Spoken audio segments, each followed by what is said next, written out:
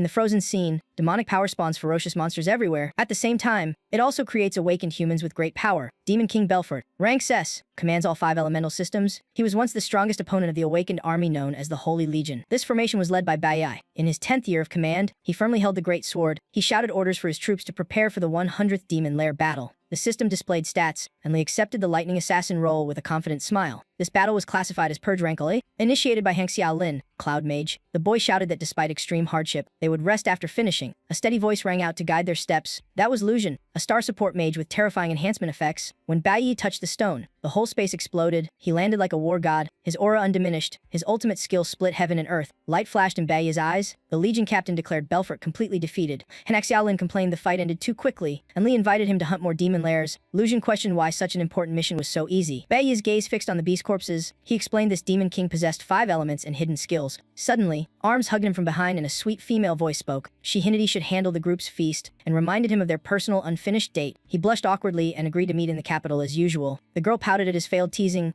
Hang Xiaolin cut into joke. Suddenly, Bai Yi's eyes turned cold. Realizing someone hadn't appeared, Lucian confirmed he avoided the fight, and Li replied indifferently, saying he always complained, and Hang Xiaolin added more mockery. At that moment, a mysterious figure quietly approached from behind. The stranger raised his hand, releasing a deadly aura. He spoke softly, initiating the purge mission. As soon as he finished, a bullet from above pierced Hang Xiaolin's head before anyone could react. The three stood frozen, eyes wide in horror, seeing him lying unconscious on the ground. A cold male voice declared this was their true God-given mission. Bai Yi clenched his teeth, shoulders trembling in fury. His whole body went numb, unable to move even a finger, trapped in an invisible snare. The stranger revealed their food had been laced with anesthetic for a month. Before Bai Yi, a pale tree rose from the ground glowing eerie green. Branching vines coiled like snakes, showing the divine flower skill, binding the rest into immobility. He laughed triumphantly, confident in destroying the strongest group with full preparation. Though bound, Bai Yi tried to question him, while only shouted accusations of inhuman cruelty. He coldly declared this was a divine order. The Purge Rankle mission was to erase them. The vines tightened further, making Bai Yi panic and scream for endless help. Both were bound. Electric currents from the vines struck them with lethal force. Red blood splattered into the air. Bai Yi's pupils shrank in unbearable pain, and Li coughed blood, his face paling from internal injury. The vines kept spreading endlessly, consuming the surrounding space. Only Bai Yi remained conscious, his fury erupting as he desperately cried out why they were purged. He demanded what right the nameless god had to cruelly act against their legion. Suddenly, the stranger stepped forward as if imposing dominance, looking up at Bai Yi hanging midair. He mocked that the former leader was still knave. His figure vanished, rushing like a storm. He struck with a full force punch piercing Bai Yi's body. Roaring like a beast, he asked dryly if killing comrades even needed a reason. His blood-soaked hand and icy face showed no regret. Blood spilled from Bai Yi's mouth as he muttered about 10 years of friendship. Feeling betrayed, the enemy pulled back his hand, grinning wickedly, and asked if Bai Yi understood why he did it. He admitted he had always been set up as a tool under divine authority. He revealed that all of them were nothing but manipulated pawns. After speaking, the vines released Bai Yi, dropping him weakly while the enemy's voice echoed in his ears. He confessed he himself was disgusted by his own actions. His finger pointed at Bai Yi, his haunting gaze terrifying him. A blast erupted, his head exploded, blood splattering the attacker. He muttered while staring at the corpses. Recording May 22nd, 2025 as the day of total death. The Purge Rankle mission ended. He coldly declared they could rest, as if the task was complete. But as he turned to leave, Bai Yi's eyes suddenly opened. The bullet that seemed to destroy his head hadn't killed him. His body trembled lightly. Still alive, a strange voice whispered in his ear, "Hey, I propose an exchange." Bai Yi slowly opened his eyes, finding himself chained in iron. Asking where this was as a man's mocking laughter echoed from the void. The stranger softly called his name. "Soiji." Bai Yi widened his eyes, stunned by the unexpected call. He stammered, asking if that was Belfort, mocking how incest demon king could be defeated like that. Belfort answered this was his soul space and that Neigo was his true form. He cut him short, saying to get to the point because he sensed the same hatred rising in Bai Yi as in himself. Thus he proposed making a deal with him. He revealed a hidden life regression skill could send Bai Yi back to the past to atone and change everything. He asked if Bai Yi wanted or not. Bai Yi lowered his head in silence, not answering immediately. An image of Enla's bright smile surfaced in his mind. Memories of Hang Xiaolin, the troublesome boy, darkened his gaze. He also remembered Lucian, the once reliable comrade. Happy memories with teammates vividly returned to his mind. Then the demon's cold smile haunted him like a shadow. He saw comrades falling one by one. Unable to save anyone, hatred within him flared, overwhelming all reason. Bai Yi gritted his teeth, yanking against the iron chains and roaring that he wanted to kill that man. He also vowed to uproot the gods sitting above. Belfort smiled in satisfaction, saying this reaction was expected and agreed to help him. He raised his hand, producing a blazing red heart as a token of exchange, calling it a greeting gift. Bai Yi frowned, took the heart,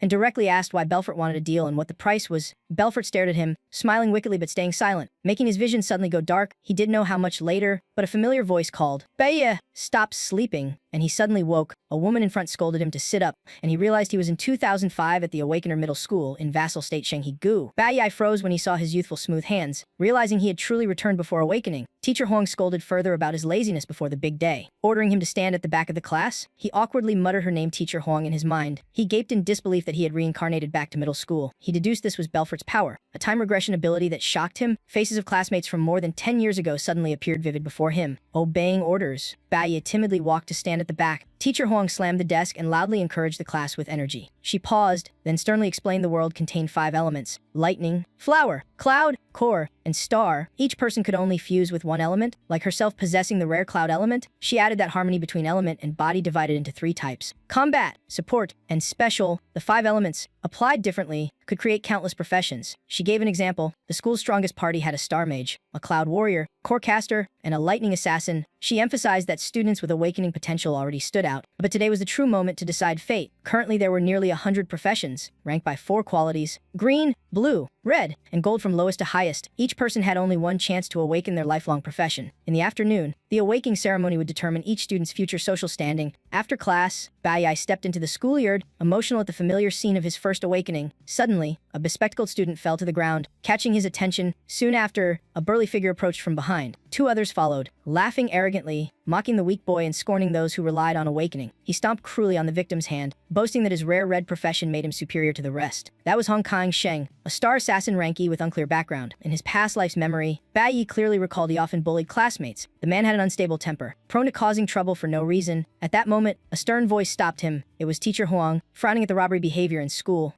Hong Kong Sheng still held the money he had taken, smirking loudly. He excused himself, saying the boy had bumped into them first, and demanded each be compensated with a milk tea. Treating it as natural, he even lowered his voice to provoke Teacher Huang, hinting at suppressing her with crude means. She ignored it, quickly helping the student and asking gently. He laughed and left with his gang, saying he spared them for now. But his gaze suddenly stopped, staring straight at Baiye. He slapped Baiye's shoulder hard, intentionally shoving, and spoke a challenge. He threatened he would return to settle scores with the weaklings. The victimized boy trembled, whispering apologies, but Teacher Huang gently reassured him he wasn't at fault. Seeing this, Baiye inwardly judged her as strict yet kind, remembering she had helped him greatly after his awakening in his past life. From afar, a loud call drew the attention of all 3, announcing it was Teacher Huang's class turn for awakening activation. She stood firmly, scanning the room, reminding students to stay clear-minded to avoid risks in the crucial process. Baiyi followed the group of students to the gathering point, recalling this world had 2 forms of power awakening. One form occurred naturally, like Hong Kong Sheng's case. It belonged to inherently gifted individuals, often triggered when emotions peaked. The other form was conducted through a special awakening chamber. This was the result of collective wisdom from scientists. In that environment, emotions and adrenaline of participants were powerfully stimulated. From there, hidden potential could be awakened and unleashed. However, each person was given only one uncertain awakening chance in life. A student cheered excitedly after gaining a blue profession of high quality, making Teacher Huang smile and send him to rest. Bai stayed silent, his mind tangled, realizing awakening was the only turning point to change his fate. Teacher Huang softly called his name, saying it was his turn. She crossed her arms, sternly warning the mischievous boy to focus and not burst out like in class. Bai firmly replied that he already had a plan. In his mind echoed the past life where he only awakened as a core warrior rank with mediocre green quality, becoming a bullying target. Only after reaching ranks did he discover he held a rare elemental core. Now he anxiously wondered what profession this awakening would bring him. Bai stepped into the strange world, tense while awaiting his classification. Anxiety drenched him in sweat like a waterfall. The system suddenly flashed an error warning during the activation process. 5 different energies erupted, overwhelming him with dizziness. His body burned as the ground shook like an earthquake, leaving him disoriented. The Infinite Awakening program officially activated. Information appeared. With all 5 elements, he could choose any element or starting class, and completing a set unlocked new ones. He panicked, shouting, "Wait, what does element accumulation mean?" Then he lowered his voice, realizing he could freely choose a start and later expand professions. Colors could range from green, blue, red, up to gold. There were all kinds of roles, even rare ones. A confirmation system existed, but only the first profession was chosen. Later ones would be random. At that moment, Belfort appeared with a familiar smile, offering help. He clutched his chest, realizing this was the gift from him. The power opening ability had no limit. After choosing the first profession, the elemental bars vanished. He must think carefully before deciding. Outside, students grew restless, whispering about the long delay. At that moment, Bai stepped out. Someone shouted joyfully. Teacher Huang gently smiled, asking which profession he had received. Bai sighed, apologizing that the result would disappoint her. He said he had gained the core warrior class, the lowest quality. Hearing this, Teacher Huang's voice dropped in sadness. Then she comforted him, saying even the weak could shine if persistent. Bai frowned, rejecting comfort, but Teacher Huang insisted she understood his feelings. She advised him to rest since awakening consumed much energy. Suddenly, Hong Kong-shing mocked him with ridicule. He sneered that the teacher's encouragement was delusional. Baiyi's face darkened, his gaze cold. Teacher Huang was displeased,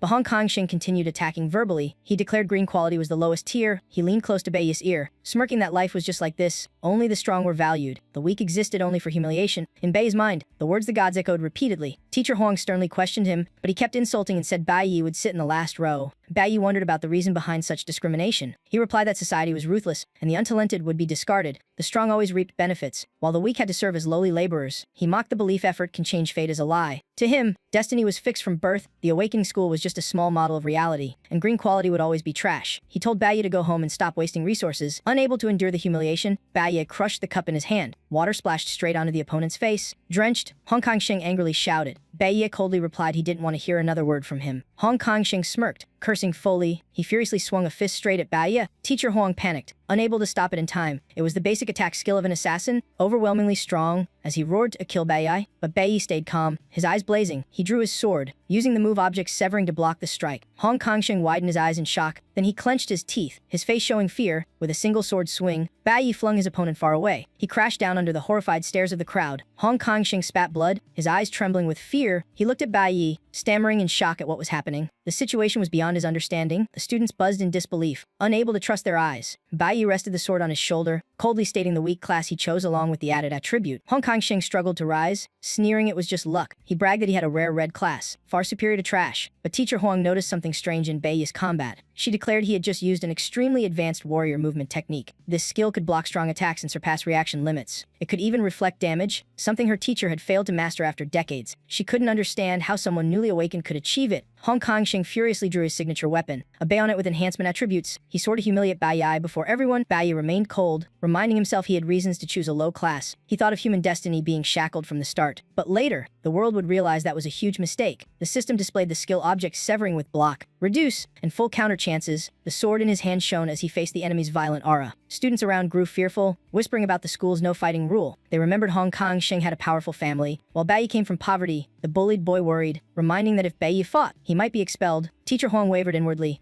but she quickly stepped in, standing between them, advising against further conflict. Hong Kong-shing roared, refusing to stop, his rage boiling. He pointed at Baiyi, declaring begging for mercy would be useless. He growled that the gap between winner and loser was absolute. Teacher Huang paled, admitting class quality differences lay in stats. Baiyi was only rank E, with weak base stats and 100% green quality, while blue and red classes multiplied stats by 1.5 and 2 respectively. Hong Kong-shing, also rank E, had doubled stats and strong attack skills. At awakening stage, the difference between their classes seemed unbridgeable. In terms of background, Baiyi was also completely suppressed. The bespectacled boy despaired, thinking Baiyi had brought this trouble upon himself. He believed survival meant staying away from those deemed trash. If one could avoid it, then enduring humiliation was the only option. Flexibility was the key to survival. Resistance only led to misery. Hong Kong-shing immediately charged, unleashing a stronger move with added effects. Teacher Huang panicked, shouting a warning to Baiyi. She hesitated, fearing Baiyi couldn't withstand the speed and power this time. Hong Kong-shing struck arrogantly, challenging his opponent. Baiyi stayed calm, scornfully saying there was no need to dodge. At the dangerous moment, he used a high-speed skill that greatly boosted reactions. At the limit, the effect burst forth, letting him bypass obstacles. His figure suddenly appeared behind the enemy, leaving him terrified. Soon after, sharp pain spread through Hong Kong-shing's body. He clutched his stomach, spitting blood. Collapsing to his knees, Baiyi dismissed him coldly, calling him trash to be discarded. He walked away without a glance. Everyone murmured. None had clearly seen what happened. The bespectacled boy laughed, while Teacher Huang was stunned. Even she hadn't caught it. A female student rested her chin. Observing thoughtfully, she guessed Baiyi had combined speed skill with advanced defense, but she couldn't understand how he inflicted damage in just an instant. A simple move taking down an enemy so fast was unbelievable. Sei Yin, the class monitor, noticed Baiyi not only mastered warrior basics but combined them skillfully in combat. Dotting his quick calculation ability, students kept whispering about Hong Kong-shing's defeat and Baiyi's actions. Xi Yin secretly observed, questioning his mystery. As he left, the system reported gaining 50 profession XP, 50 elemental XP of rank, with scoring based on damaging a star element opponent. He thought 50 points were too little and that he needed to grind more. Hong Kong-shing struggled up, hoarsely shouting he wouldn't let Baiyi leave. He grabbed a sword from the ground and charged to kill, but before reaching, a calm voice stopped him, making him falter in fear. It was Hong Liang, the Awakening Academy's middle school director, coldly warning against chaos. Hong Kong-shing nervously called him uncle, while Baiyi glanced at Hong Liang, wondering about his identity. Hong Liang strictly ordered dispersal since everyone was tired, telling students to return and report their awakening to families. He emphasized today was the weekend and advised them to rest early. Upon hearing the order to go home, Baiyi's face suddenly changed. Shocked, Hong Liang glared, sternly asking if he knew the school's no-fighting rule. But Baiyi barely heard, his mind chaotic, panicking if his slow response response was due to rebirth. A flash of the past appeared, Awakening Day, May 22nd, 2005, with another crucial detail startling him. Hong Liang grew impatient and shouted, but Bai Yi suddenly turned, cursing inwardly for forgetting something vital. Thinking of the crucial matter, he rushed off, leaving the bespectacled boy staring curiously. Hong Liang angrily pointed at Teacher Huang, ordering her to control students. He said he would spare them this time without pursuit. Teacher Huang bowed earnestly to apologize. Later in a private room,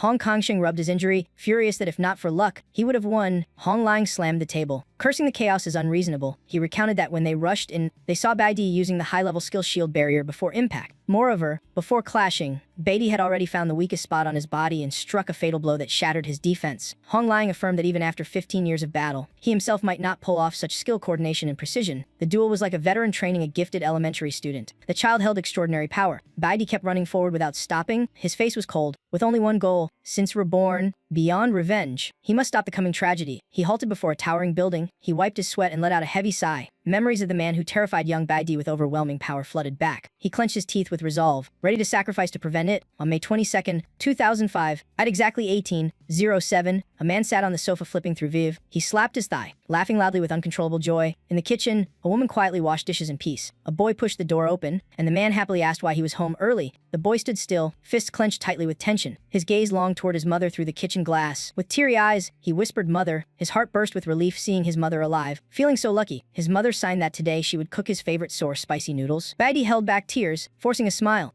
and signed that he wanted sour fish soup instead. She signed back that it must wait until tomorrow since she planned noodles today. Before she could explain, he urged her with signs to buy it now because he craved it. Seeing him so earnest, she smiled softly and agreed. Waving her hand in surrender, she turned to prepare, while Bai Di quickly followed, asking to go along. Suddenly the man on the sofa shouted that the mother going alone was enough. He scolded his son for forgetting manners, not greeting his father upon returning home. He reminded that today was May's Awakening Day. Stressing its importance, Bai Lin leaned on the wall with a mocking smile, ordering his son to share good news. He, an all-rank level 26 electric warrior, bragged about his strong stats and said he came home early to celebrate. Bai Di calmly stated he had missed the awakening time. The others mocked that he hadn't awakened yet since the time was long over, leaving Bai Lin puzzled why he came back early. Bai Lin declared his son had awakened a blue-class profession. Insulting both father and son is useless. Those words cut deep into Bai Di's tender heart. Bai Lin arrogantly believed his son should at least awaken a red-class job, since he himself had awakened red back then despite hardships. He boasted of raising his son with hardship and sacrificing everything for his future. He pressed his face close to Bai Di, demanding word by word what profession it was, while the boy only lowered his head in silence. When Bai Lin released his profession power, he saw his son's awakening result. Bai Di stammered that he had not awakened yet. Before finishing, a wine bottle was hurled straight at his head. Bai Lin coldly saw the result. Green light appeared, disappointment clear. He cursed that his son pretended to work hard but awakened trash, humiliating him. Bai Di looked up with icy eyes. That man was father domineering, violent, emotionally numb. Recalling the painful moment, another punch fell, reminding Bai Di of the Awakening Day tragedy. The image of May 22nd, 2005 in his past life resurfaced vividly. When Bai Lin saw his green awakening, he raged and unleashed a brutal beating. His mother tried to shield him, but he was too weak then, only enduring helplessly. Bai Lin beat his mother for hours, breaking her leg and causing head trauma leading to mental collapse. At that time Bai Di only cried, face soaked with tears and blood. Now the same scene replayed as he was knocked down again. He reminded himself he had just awakened as an E-rank core warrior. Needing time to grow despite his chosen purpose, Bai Lin clenched his fist, growling for him to stand. He clearly felt the gap. His father had a red class C-rank job, rich battle experience, far beyond Hong Kongsheng. With his head gripped and insults raining, Bai Di boiled with fury but knew he couldn't resist yet. Bai Lin smashed another wine bottle on his head, cursing that his mother should never have birthed him. Inside, Bai Di swore never let his mother suffer again. Fortunately, he managed to take his mother outside safely. Right after, the sound of shattering objects signaled a new incident. Looking back, he saw his mother Ru Yun returning early, trembling and dropping her bag. He blamed himself, wondering if she came back early because she worried he was hungry. Before, Ru Yun had hurried home from worry, deepening his inner torment. Seeing his wife appear, Bai Lin instantly turned grim and roared in fury. He glanced back at his son with contempt, saying the mother birthed trash. In prison, a death row inmate wondered why he evolved so early from green to higher rank. A rare case, that man was shocked, not understanding how Bai Di advanced so soon. Only one in a million could evolve from green to platinum. The inmate reminded that this place was only for death row prisoners. An abnormal confinement. Bai Di lowered his head briefly, then shouted that man had dared beat his mother to death. His eyes suddenly turned hollow and icy. Memories overwhelmed him when Bai Lin shifted his gaze from mother to him, freezing the air. Without hesitation, Bai Lin shouted and shoved Bai Di down. The crash of furniture echoed with pain. He pushed himself up, spitting blood. Even without skills, an awakened still held overwhelming power. He told himself he must not collapse because his mother was in danger. Ru Yun witnessed it, choked with pain, and and rushed to her son in fear. Maternal instinct drove her to shield him, making Baidi unwilling to accept it. Bei Lin slammed the door shut with cold decisiveness. He turned back, eyes sharp as knives, questioning if mother and son wanted to die. He gritted his teeth, saying when he learned his wife was pregnant, he hoped the son would be his chance to rise. He grabbed a chair, boasting he alone had fathered a son to carry on the line. With the chair scraping the floor, he shoved his face close to his wife, yelling that the Bai family's honor rested only on him. Ru Yun looked in despair at the man she once lived with, now like a bloodthirsty beast destroying the family. Bei Linsheng screamed, cursing his son for awakening useless green. He blamed his wife, calling her the cause of birthing trash. Ru Yun stood firmly in front of her son, not moving an inch. As the chair was about to smash her head,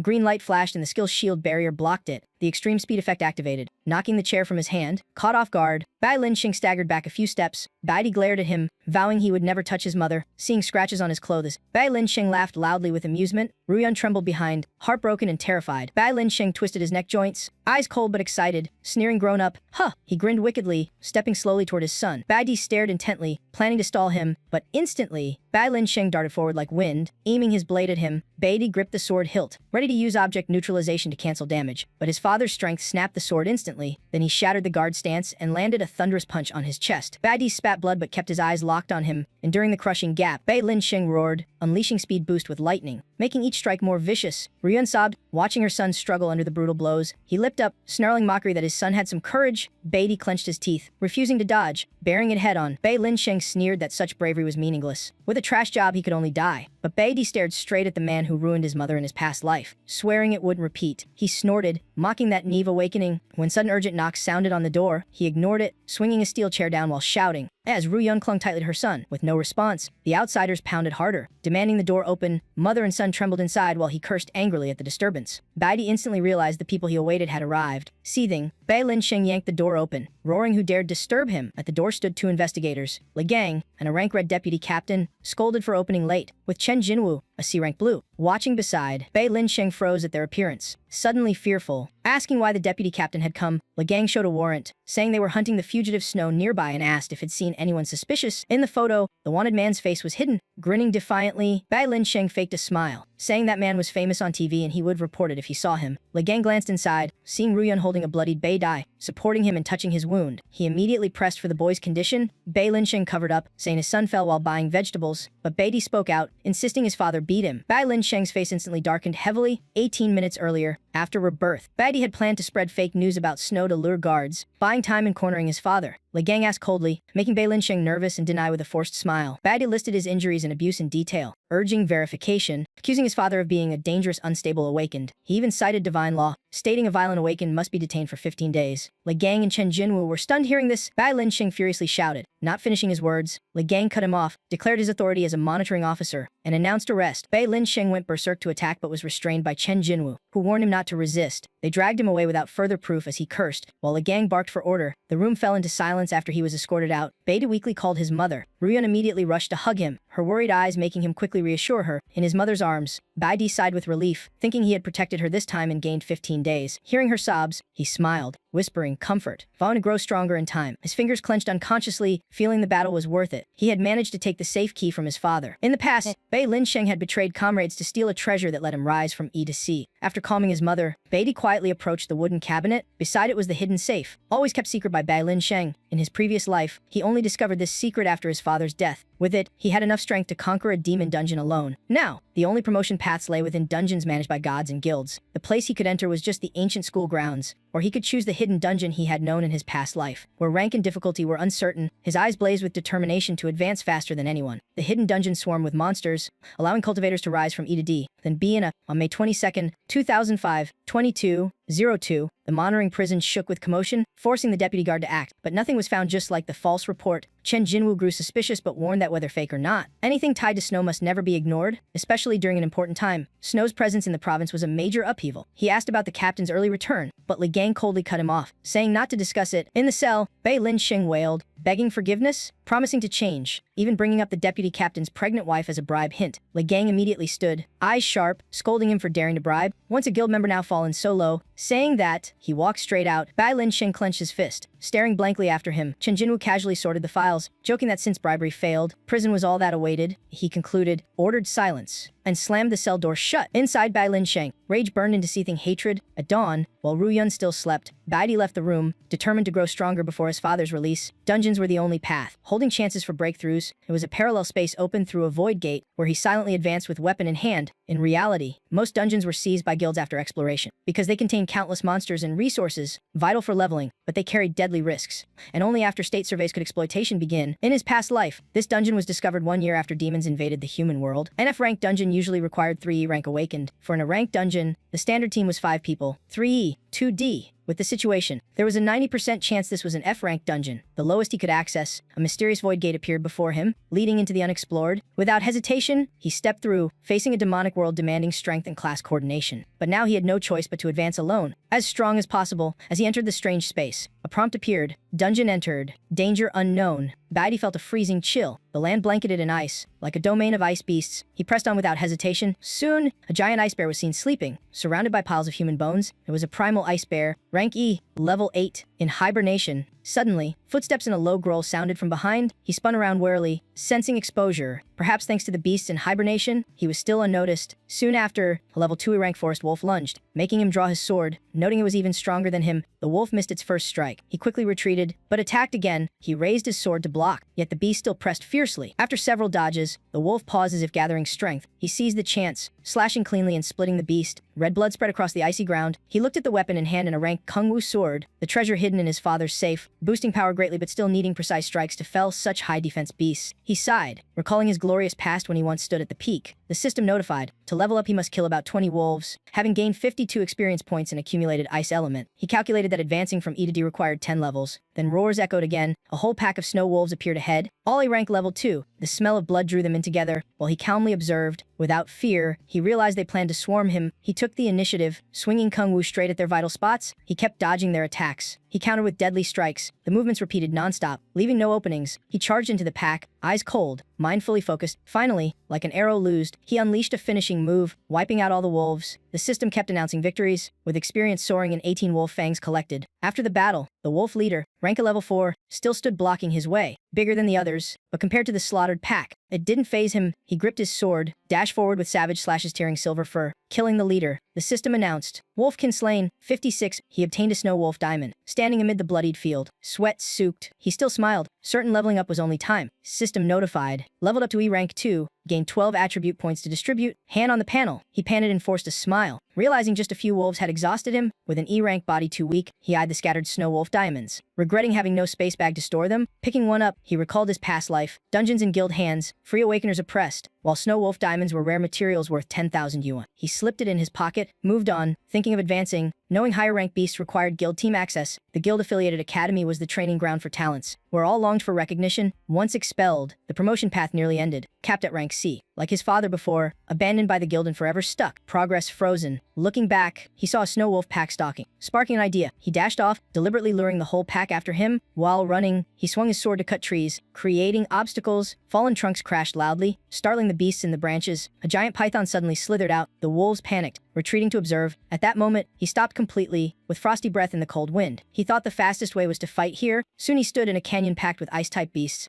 From level 4 python all kinds of a rank, a thunderous explosion shook the place, making all beasts tremble. Only he stayed calm, knowing the sound awakened them all, including the most dangerous. A massive foot stomped down, crushing several wolves instantly. It was the primal ice bear awakened. He ranked level 8, now in berserk state with 20% more damage. Baidi read the system info, calculating. The bear now only destroyed. Recognizing no enemy, sure enough, any beast in its way was smashed without hesitation. Using the chaos, he struck precisely. Killing a forest wolf gave 52x, slaying a python added 56 XP plus loot. After each kill, he withdrew to observe, waiting for an opening before flashing in again. With every ice bear strike, he used the chance to clear beasts, farming XP and loot from both wolves and serpents. His eyes gleamed with triumph as he quickly reached E level 4, gained attribute points, and saved energy thanks to the bear's presence. But to truly level up, he still had to land the final killing blow himself. As he landed, the wolf pack roared, treating him as prey. He breathed slowly, staying calm though his body was worn out from non-stop battles. It was time to shift tactics. The prolonged fight had pushed him to the brink. His icy gaze swept over the beasts, all fitting his preset plan. Beneath them, the ice-covered sharp frozen spikes. Seeing him as prey, they charged madly. He stabbed hard into the ice, murmuring, "Fall into the abyss together." The ice cracked wide. Beasts froze in panic. While he had been tracking the terrain from the start, In fact, this was an ice bridge between two cliffs. Moments later, monsters plunge into the abyss, the system chiming X gains. With wolves and serpents wiped out, he walked out calmly as if no bloodshed had occurred. The stat panel showed he reached E level 7, gained 12 attribute points, plus wolf fangs, snow diamonds, and serpent fangs in hand. But before he could rest, a massive figure appeared above, along with beasts charging beside the primal ice bear. Still, his plan had cleared most of the horde, leaving only a few stragglers to handle. Thus he earned the title 1 versus 10,000, granting a 10% all-stat boost when fighting groups. Gazing at the beasts, he smirked, though a doubt arose.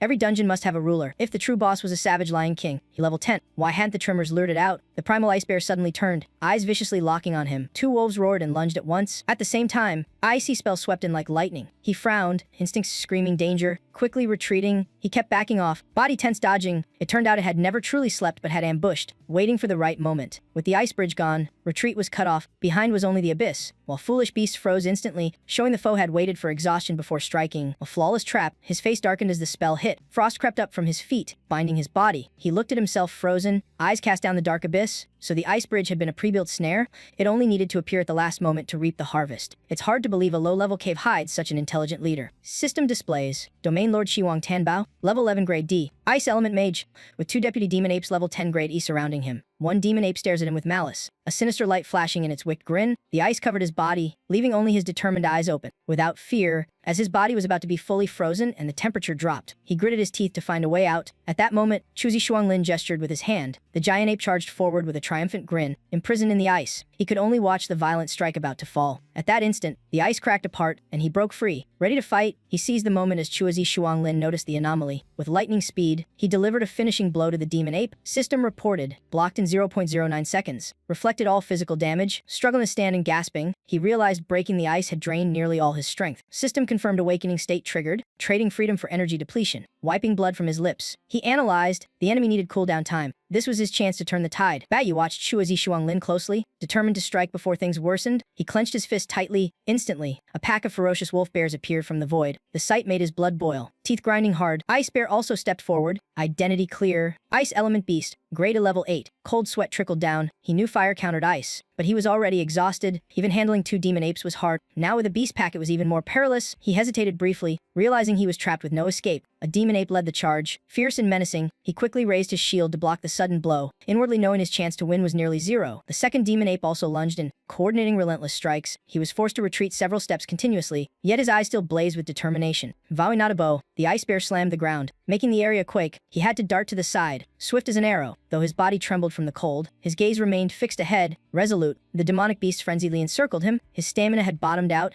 Chuazi Shuanglin curled his lips in a haughty smile. He unleashed violent ice magic. Blast of cold rushed like a storm. He was horrified, not expecting the foe's recovery to be so fast. For a moment his eyes wavered, losing their usual calm, but they instantly turned cold again, as if following a chosen path. He told himself that in his past life he had endured many adversities. Because of that, his senses always found a tiny spark of hope. Now there were only 2 paths. One was to fight desperately while exhausted, with survival chances almost zero, or decisively jump into the abyss. As he moved, a stream of ice bound his legs tightly. His whole body turned into a massive block of ice. Chuazi Shuanglin was surprised, not yet understanding his intention. The wolves and bears also froze, stunned to watch, but he had turned into an ice projectile, plunging straight into the abyss. Eyes sharp, aiming at a target below. In the darkness, another creature hid, its cold gaze following him. Elsewhere, in a warm room, Ryun frowned, pushing the door open, complaining that her son always slept in on weekends, but she froze halfway. Before her, the bed was neatly folded. Today was 23 per 5 215ths. Saturday morning. Dai Mansion. On the table, she picked up a hurried note. Going out with friends. Back tonight. Don't worry. Mom. Clutching the note. Unease surged. She muttered, not right. If truly out with friends, he would have told me. No need to write. Eyes worried. She softly called, "Si,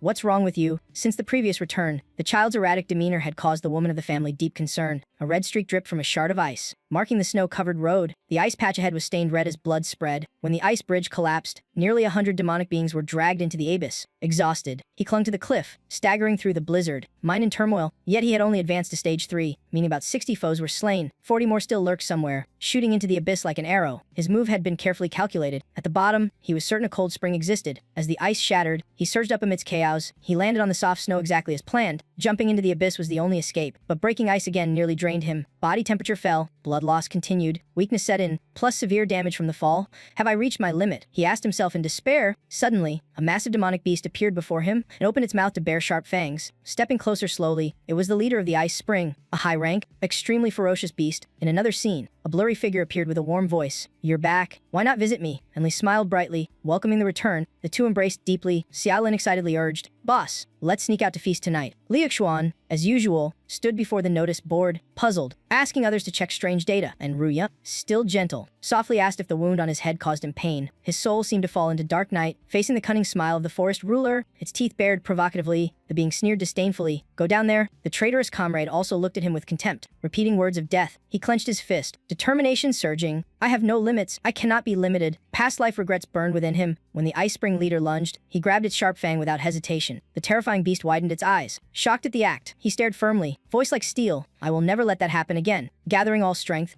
he crushed the beast's head, as if reclaiming what was once lost. "I have already experienced death once." Seizing the moment, he launched a powerful kick, resolve like steel, knocking out the leader's fang. "I will not die again." With a decisive strike, he hurled the beast back, then collapsed on his hands, gasping in extreme exhaustion. As the Ice Spring leader growled and lunged, his spirit flared like raging fire. He stood tall, voice calm yet cold. Only supreme realms awaken professions to advance. With tranquil eyes, he controlled the beast, from provocation to abyss jump. All had been calculated. Behind him, the wolf monster still howled in chaos. The fangless Ice River leader roared furiously, while he pressed on into Puril, all to reclaim the fierce sensation of his past life. After surpassing the death realm, hormones surged to the limit. Emotions reignited. That outburst unlocked advancement, but lacking conditions, promotion failed. Even so, he comprehended a supreme technique of the core system swordsman. Though not promoted, he gained peak skill ahead of time. Still composed, he thrust his sword decisively, voice deep. "Now it's my turn to wipe you out." His eyes were icy, unwavering, ready to fight. The Ice River leader, sensing provocation, rode in fury. Behind, the giant snow bear charged ferociously. He spun and unleashed a flawless sword strike, shouting the command, "Pure Land." As the skill activated, his gaze flared violently. The beast was instantly cleaved in half, collapsing. System reported continuous experience from wolves and bears. Even the Ice River leader perished, yielding significant rewards. His hands burned with power, raised high in victory. System announced loot, upgrades, stat points, stamina restored, a fatigue erased. He clenched his fists, eyes blazing, received a special title in superior ice resistance. Looking up at the steep cliff, he whispered, "It's time to return for what's missing." While wiping his sword, he pondered. At grade 8, his power was overwhelming. Ultimate skill allowed concentrated damage and sweeping foes, but to trigger it required accumulated pain and exhaustion. Through this, he had fully recovered. Gripping the perilous cliff, he carefully climbed. System reactivated recovery. While climbing, he worried how long he had been trapped inside. He must return soon or his mother would be troubled. Storm winds howled, swirling across the sky. Distant bases lay buried in silent snow. Inside, Chuazi Shuanglin sat solemnly among slumbering subordinates. It closed its eyes silently, still as a cold statue. A faint sound echoed, its crimson eyes cracked open, cold light flashing. A strike from the roof of the base jolted the demon apes awake. Bayi descended, voice icy. "We meet again. Now you've reached peak E10. With experience from the Ice Bear still stacking, in the real world. Night at 23 per 5 2015. The clock struck 11. Ruyun stood by the window, heart restless. She wondered anxiously, where has my son gone? The prolonged delay made her even more fearful of misfortune. In the dark cave, a sudden noise startled Chuazi Shuanglin awake. The strike from above shocked the underlings. Some jumped up immediately, scanning the situation. Before them lay the corpse of the Ice Bear, huge like a floor carpet. Bai stood tall upon it, voice icy. "We meet again." Around him, piles of wolf corpses lay in chaos. The forest leader still sat behind the apes. Unmoving, he raised his head, sneering with contempt. Without hesitation, the apes charged fiercely. One rushed forward, unleashing a vicious strike. Bai's eyes blazed even fiercer. He swung his sword to block, then countered with a decisive slash. One ape fell. System awarded 70 experience. Blood splattered.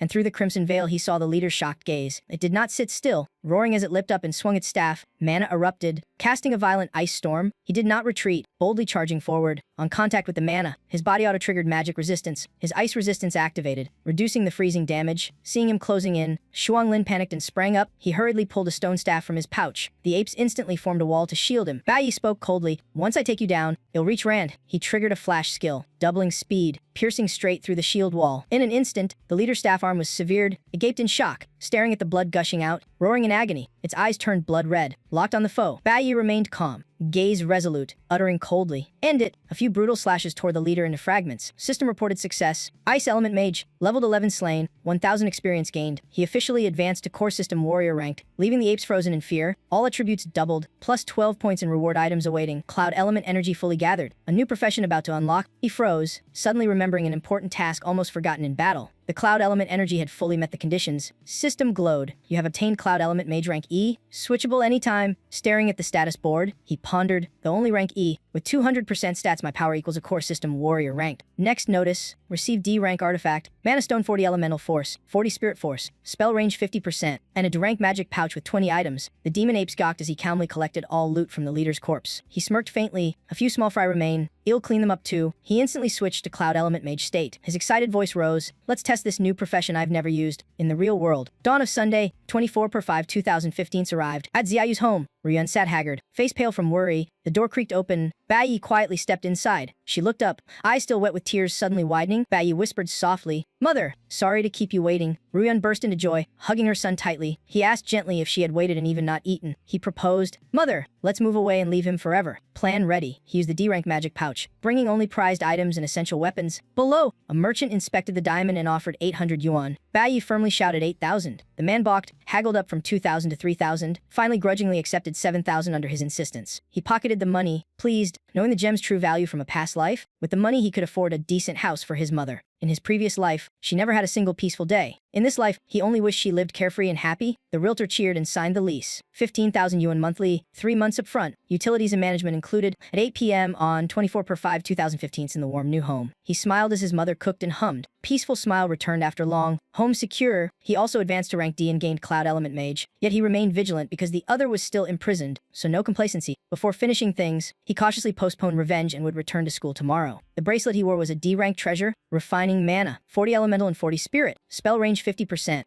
He tightened the bracelet, resolve igniting. Now is the time to hunt his target. Meanwhile, elsewhere at 8 p.m. Sunday 24/5/2015, another incident occurred. Bodyguards trudged behind, flattering but lacking progress. A girl hurriedly handed a water bottle, urging him to rest and regain strength. Kaixing waved it away, urging Yusuma trials to train instead. He was arrogant, newly promoted to assassin level star E3, eager for simulation trials to prove his skill. At the same time, Enli stood at home, quietly admiring the city at night, holding papers. She complained this awakening class lacked valuable professions. The simulation seemed dull. Monday morning 7:30, 25/2015. A simple breakfast sat on the table in the cozy rented home. Ryun sat there, eyes bright with joy. Bai ate quickly, half asking why she hadn't woken him earlier. She smiled, saying she couldn't bear to wake him from good sleep. She patted his head reassuringly. Take it slow, being a bit late is fine. He savored that gesture, recalling rare peace in the calm breakfast with his mother. Suddenly, Ryun lightly tapped his shoulder. He startled, wide-eyed, asking if something was wrong. She smiled, hinting at a gift, asking if he wanted toys, books, or gadgets. Bai Yi laughed innocently. Since when is mother wanting to give gifts? She pointed to the calendar, revealing his birthday next week. Seeing 31/5 circled red, he realized it was his birthday. He sadly remembered in his past life his mother died and his birthday was forgotten. Biting a piece of cake, he pondered what he desired most. Looking at his simple mother, he smiled. What I once longed for,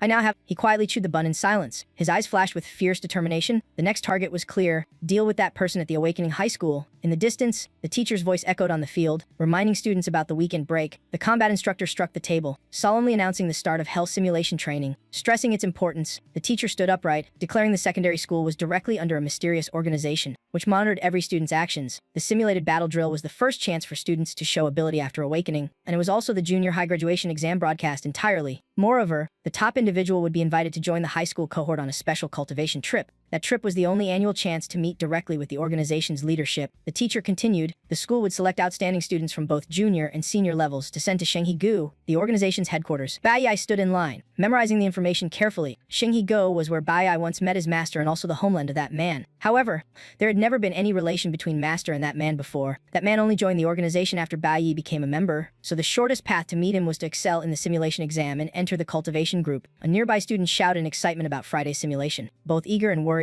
while the bespectacled one whispered concern, saying rumor had it they'd enter a demon zone. Unsure if he could manage, the training instructor slammed the side door, firmly ordering the session to begin. First trial being endurance in the gravity room requiring 10 shuttle runs. The student in front of Bai Yi pumped himself up, vowing to give his all and run double, sharing determined energy. Meanwhile, Bai Yi remained still, slightly frowning as if calculating something personal. Groups of students entered the training zone in long lines, Bai Yi lifted his head to face the teacher, calmly but firmly asking permission to skip this room. Students ahead turned back simultaneously, eyes filled with shock. The instructor frowned, clearly displeased, calling Bai Yi's name. He mentioned Bai Yi's clash with Klang Xing last weekend and warned that beating one with a profession didn't mean he could scorn training. Bai Yi ignored the teacher's tone, directly saying he wanted a more advanced type of training. The unexpected request made the teacher pause, puzzled, asking if Bai Yi thought his method was flowed. Bai Yi calmly explained that endurance drills in the gravity room suited speed-focused professions like warriors or assassins, but weren't for everyone. He further analyzed that for professions like mages or frost users, the elemental chamber was more effective, since focusing on personal attributes best optimized ability. The teacher's face flushed red, his voice tense as if offended by the criticism of his methods. Standing aside, Sainan quietly observed and noticed Bai Yi's words matched the training model once mentioned by Mir Dongyang of the organization. The model had just been announced. Without the tape my father brought back, I wouldn't know. Yet surprisingly, Bai Yi thought the same as Mir Dongyang. A student tugged Bai Yi and whispered that even with opinions, he should show respect since the teacher was the most trusted in school. Not speak so bluntly. The combat instructor suddenly put his hand on Bai Yi's shoulder and called his name, startling his friend nearby. The teacher laughed excitedly, saying the training method sounded interesting and admitted he hadn't considered it carefully. The bespectacled friend sighed in relief, mumbling that it was really lucky. The teacher returned to the main point seriously, explaining the school had too many students to train individually in a short time, and the combat simulation was a crucial test where failure could ruin their future. He paused, pondering whether as a teacher he should intervene to shape their futures or let them decide themselves, a difficult dilemma. Bai Yi silently felt grateful, remembering in his past life he met devoted teachers who helped him grow despite hardship. He looked up firmly and promised he would not disappoint the teacher in the graduation performance. The teacher folded his arms, studied him carefully,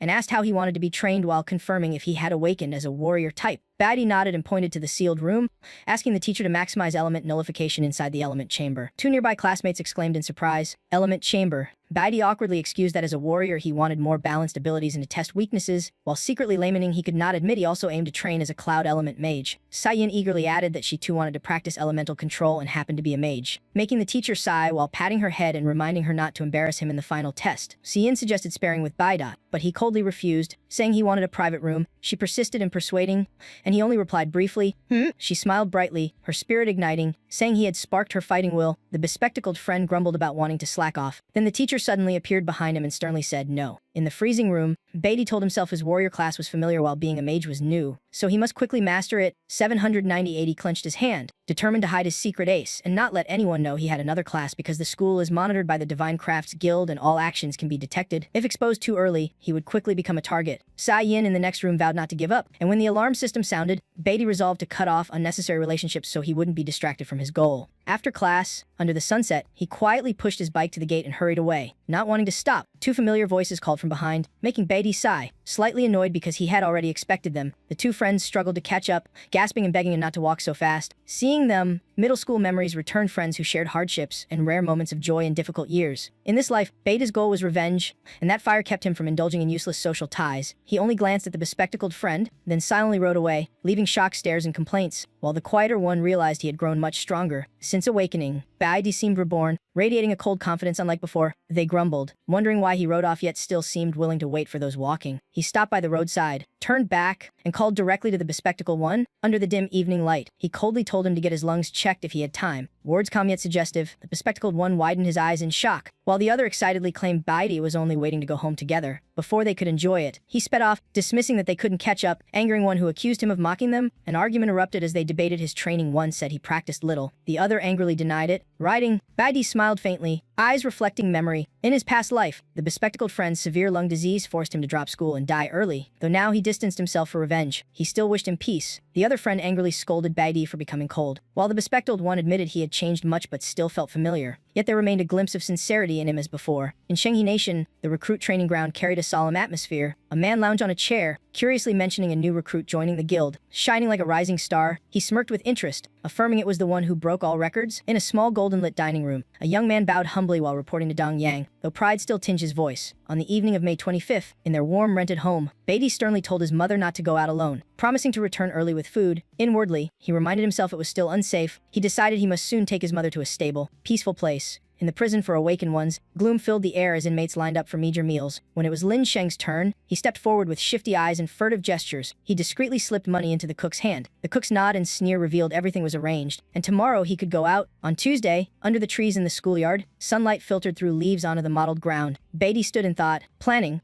telling himself he had basically grasped mage skills and now needed to master spell timing and elemental control for maximum effect. In another training room, the freckled boy blushed, gritting his teeth to finish 10 laps today. By Wednesday, under the blazing sun on the track, an atmosphere of burning determination filled the air. The bespectacled one collapsed, drenched in sweat, gasping, his body nearly exhausted. At the same time, Beidou walked out of the training room, calm and sharp-eyed as if just overcoming harsh trials. Two friends eagerly invited him to dinner, but he firmly refused, coldly saying he had to go home early. The freckled boy lost enthusiasm, spoke indifferently, his eyes clearly disappointed. Beatty waved him off and coldly remarked that his marksman skills were too slow and he needed more hand training. Hearing that, the freckled boy immediately cheered excitedly. On Thursday afternoon at the school clinic, the doctor carefully examined the lung film and seriously said it was fortunate to check in time. He explained the tumor in the lung was growing fast, very dangerous if treatment was delayed. He advised going soon to a big hospital for surgery, after which it would stabilize. The bespectacled one weakly nodded thanks, promising to schedule next week. In his mind echoed Baidi's earlier warning to check his lungs, shocking him that Baidi knew of the illness he himself hadn't realized. Without regular checkups and the T-scan, the dangerous tumor might have silently grown. Baidi's mysterious change unsettled him. The bespectacled one descended the stairs heavily, mind tangled with unanswered questions. Passing the hallway, he overheard students chatting excitedly, discussing Jiang Sheng cheating to level up quickly. Some doubted it, since normally one must risk in demon caverns to advance, but a voice revealed he had a private cavern at home simulating a battlefield to level safely. Hiding behind the wall, the bespectacled one held his breath, while the voice excitedly mentioned someone who dared to challenge Jiang Sheng last week. After class, they planned to gang up on that person to avenge last week's incident, their mocking laughter exposing their glee. This time, word was even carried a weapon to school, clearly intending to threaten or kill to assert dominance. Making the boy's heart clench in fear, he immediately bolted out of school, running as if chased, mind chaotic, repeatedly telling himself the situation was dangerous. The image of Jiang Sheng's cruel smile and his gang lying in ambush haunted him, making him imagine a trap in a deserted alley. Even upon reaching the gate, his steps faltered,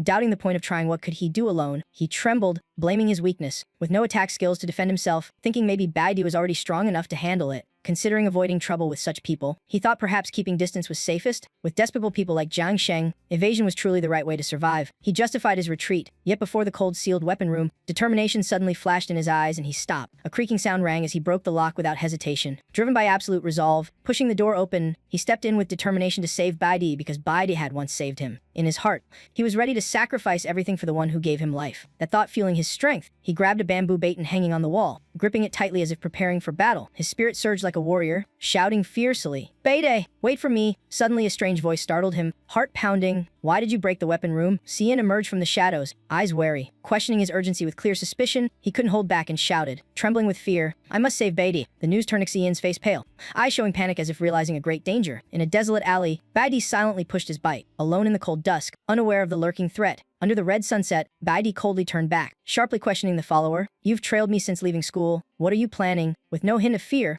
Jiang Sheng stepped out proudly, declaring he came to settle the debt from last weekend. Baidi turned with disdainful eyes, smirking mockingly at his challenge. Jiang Sheng roared and charged like a storm, murderous intent surging. He was certain this time he wouldn't lose meaninglessly. The system displayed a tactical alert, attack from behind, infiltrate and withdraw. Baidi reacted instantly, summoning his weapon, the blade gleaming in the sunlight. Without aiming, he slashed precisely, shattering Jiang Sheng's weapon in an instant. Jiang Sheng froze, eyes wide in shock at the unexpected power. Baidi looked down coldly, piercing his belief that only he could level up. He spun the blade skillfully and stabbed down, silver edge radiating lethal aura. Jiang Sheng's eyes bulged in terror, speechless before the sudden turn. In this first clash, he hadn't realized the gap in strength. After harsh training, he now felt he could not overcome Baidi's wall of power. To Jiang Sheng, Baidi loomed like a massive authority, exuding crushing pressure. He screamed in panic and resentment, demanding how far Baidi had advanced and by what means. He raged that he had risked his life in demon caverns but only gained 4 levels. Unable to understand Baidi's faster progress, Baidi's face stayed cold, mocking his reckless idea with scorn and irony. Under the sunset, Baidi's blade stopped just inches from his head, slicing the air with icy menace. His voice rang out, cold as ice and threatening without exaggeration. Jiang Sheng, furious yet powerless, screamed that he was now in Baidi's hands, even insulting his family. Suddenly Baidi lowered his voice, calmly remarking that despite tailing him all the way, he hadn't chosen ambush or brought cronies, he only wanted to test his strength. That remark cut into Jiang Sheng's pride, making his face burn with anger. He roared furiously, demanding to kill or be killed, while Baidi mocked that he had misunderstood and withdrew his earlier words. By the wall, the bespectacled one and Xi Yin held their breath, eyes filled with worry yet faint hope at the scene. The situation now allowed them to stay silent without acting further. Baidi suddenly changed expression, stared at Jiang Sheng, and proposed a deal, saying he had waited long. "I know a method for you to strengthen your power and improve speed." In return, you must hand me an item. On Friday, May 29th, in the school auditorium, tension rose as the teacher announced the end of training and the start of real combat simulation. He paused, scanning the students, then stressed he had one warning before proceeding. Though called a simulation, you will actually step into a real demon cavern. The barrier suppressed most of the cavern's power, but dangers remained. In dim light, the teacher sternly yet encouragingly warned of fierce demon beasts and told them to judge their own abilities, avoiding recklessness. For safety, the school invited top senior students as guides. They wouldn't fight directly but would intervene in life-threatening danger. Combat groups would have 4 to 5 members, each led by a senior with several juniors entering the mission. Additionally, students could choose challenges at F rank or A rank. The teacher gravely warned that A rank was extremely difficult, only for the strong,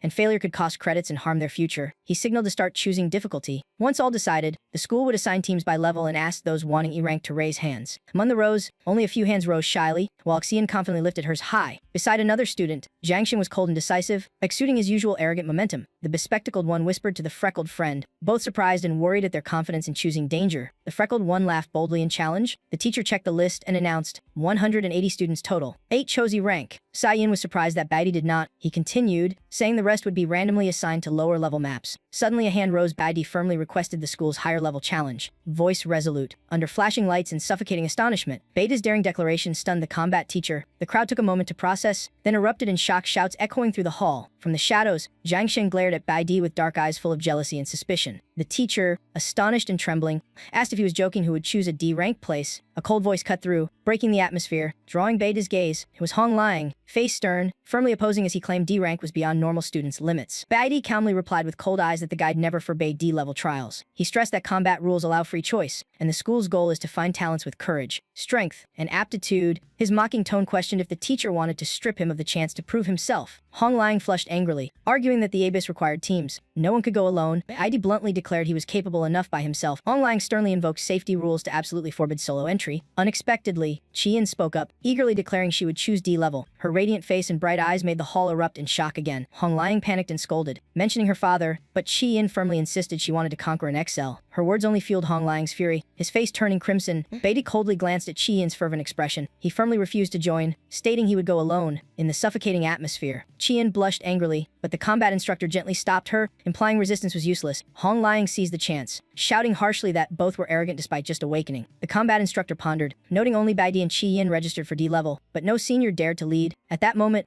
a hand rose with a proud voice volunteering. Xiling appeared with his group, arrogant and overconfident, declaring himself like a protector. The teacher, seeing Xiling step up, nodded in relief. Feeling reassured, Qian edged closer to Baidi, whispering cautiously that Xiling was about to join the Supreme Corporation. Baidi silently observed the young man, eyes sharp, weighing him in thought. He had never heard of that organization's name. In contrast, Xiling glanced at Baidi with contempt, smirking as if he were a reckless weakling. Soon after, the combat instructor signaled assembly, sternly announcing team division was complete. He declared the examination begun. The whole process streamed live by pro devices. He urged students to give their all to fight for the top ranks. Baidi calmly faced forward, eyes firm, unmoved by the words. The school, built above a massive abyss now cleared, seemed to beckon Baidi to test will and strength. In the tense hall, magical light gates opened, leading to mysterious instances. Students passed through one by one to embark on proving their courage and power. Large complex abysses usually contain many small low-level zones for training. The levels were strictly ranked from F to D. They ensured proper challenge without exceeding students' limits. As the group crossed the gate, the simulated combat began, fully streamed to the school. Baidi led with Xiling and Qian, reminding himself to hide his trump card, since the Lingyu abyss held what he needed. The three, each with different moods, finally stepped into the cold darkness of the abyss. Xiling held his head high, boasting he would protect them since he had conquered a D-level instance before. Qian curiously asked about monster strength, and Xiling calmly explained most range from E5 to D5, rarely D tier or bosses. He sternly emphasized never to underestimate high-rank E-monsters. They had terrifying speed and power, like chicks before claws for rookies. Qian nodded seriously. Xiling, satisfied, thumped his chest, promising to help her gain points from weak monsters and protect her like a senior. Soon after, he grew angry seeing Baidi move ahead, harshly warning it might trigger monsters. Baidi coldly cut him off, sharp voice accusing him of talking too much. He turned back, heavy gaze, threatening in a deep tone that Xiling should just stay behind and not interfere. These words made Xiling tremble with rage, gritting teeth and cursing furiously. Their movement inside the abyss was broadcast clearly on the surveillance screen. This year's combat trial began, drawing every student's attention as they crowded around the big outdoor display. Even in private rooms, all eyes were glued, waiting to see who would shine. In the room marked Supreme Corps, the atmosphere surged with excitement and curiosity. The vice captain, relaxed and slyly smiling, urged the captain to watch the broadcast for some fun. He revealed that a student had chosen a D-level instance. Girl nearby, surprised, tilted her head and immediately asked about that person's profession. The vice captain laughed with interest, revealing it was a green warrior, the weakest class, in a sealed level abyss. Cold and gloomy, a trembling student shook a bell, stammering in fear and begging. In front of him, teammates fought desperately, sweat and blood streaming down their faces. A female teammate, helpless but gentle, reassured him, telling him only to chant support spells behind. But when two fierce E-level beasts lunged, he screamed in terror, lamenting the ordeal was too horrific. In another E-level abyss, amid rubble and the stench of blood, sharp-fanged beasts and stealth predators shrieked wildly. The student team lay badly wounded. A sweating healer struggled to cure while anxiously asking after them. Kaixing rose,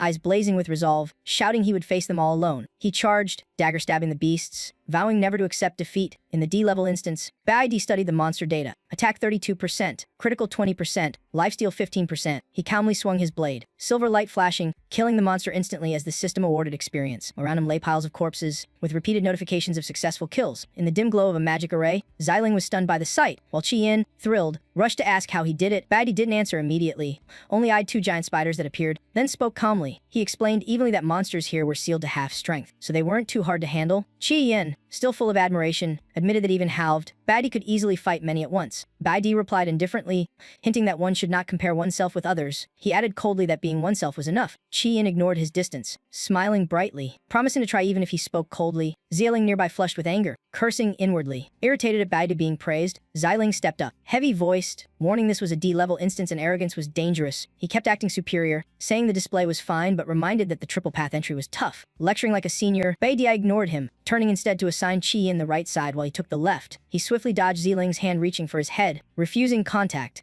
As monsters began closing in menacingly, being ignored, Xiling muttered angrily, deeply annoyed. BID asked Qiyin if she could handle it alone. She hesitated briefly, while Xiling clenched his teeth at being ignored again. BID disregarded him, sternly reminding Qiyin this was a personal test. He recalled her goal, saying she entered to earn achievements. Didn't she? Qiyin brightened at that, answering confidently that she could do it. Xiling, constantly overlooked, cursed inwardly in fury. Seizing the chance while unnoticed, he secretly summoned his weapon, eyes flashing with killing intent. Outside, the big screen showed piles of monster corpses, and students buzzed in awe at BID's power. One asked about his current level. Another excitedly replied the system still showed E1, but guessed his true strength was E3 or E4. The crowd chatted eagerly, admiring how he assigned Qiyin's fire element to counter ice monsters. Another praised his overall vision, making the combat instructor nod in approval at his student's analysis. He suddenly recalled BID's earlier words before entering the abyss, promising not to disappoint. Now the teacher smiled in anticipation, admitting the boy had not boasted. In the cold, roaring Ling Yu instance, BID fought while sharply observing, eyes like blades. He judged most ice monsters came from the right cave, countered by Qiyin's fire, then cut down each with practiced moves. On the other side, Qiyin focused intensely, moving agilely and handling monsters well. Suddenly, a monster lunged at her from behind. Unfazed, she instantly raised vine walls, binding the enemy tightly. She followed with another spell, shouting the command firmly. The monster was squeezed as poison spread from the thorns. Bringing it down, the system announced the kill of an A6 monster, awarding 30 experience points. Qiyin cheered happily, proud of her victory. From afar,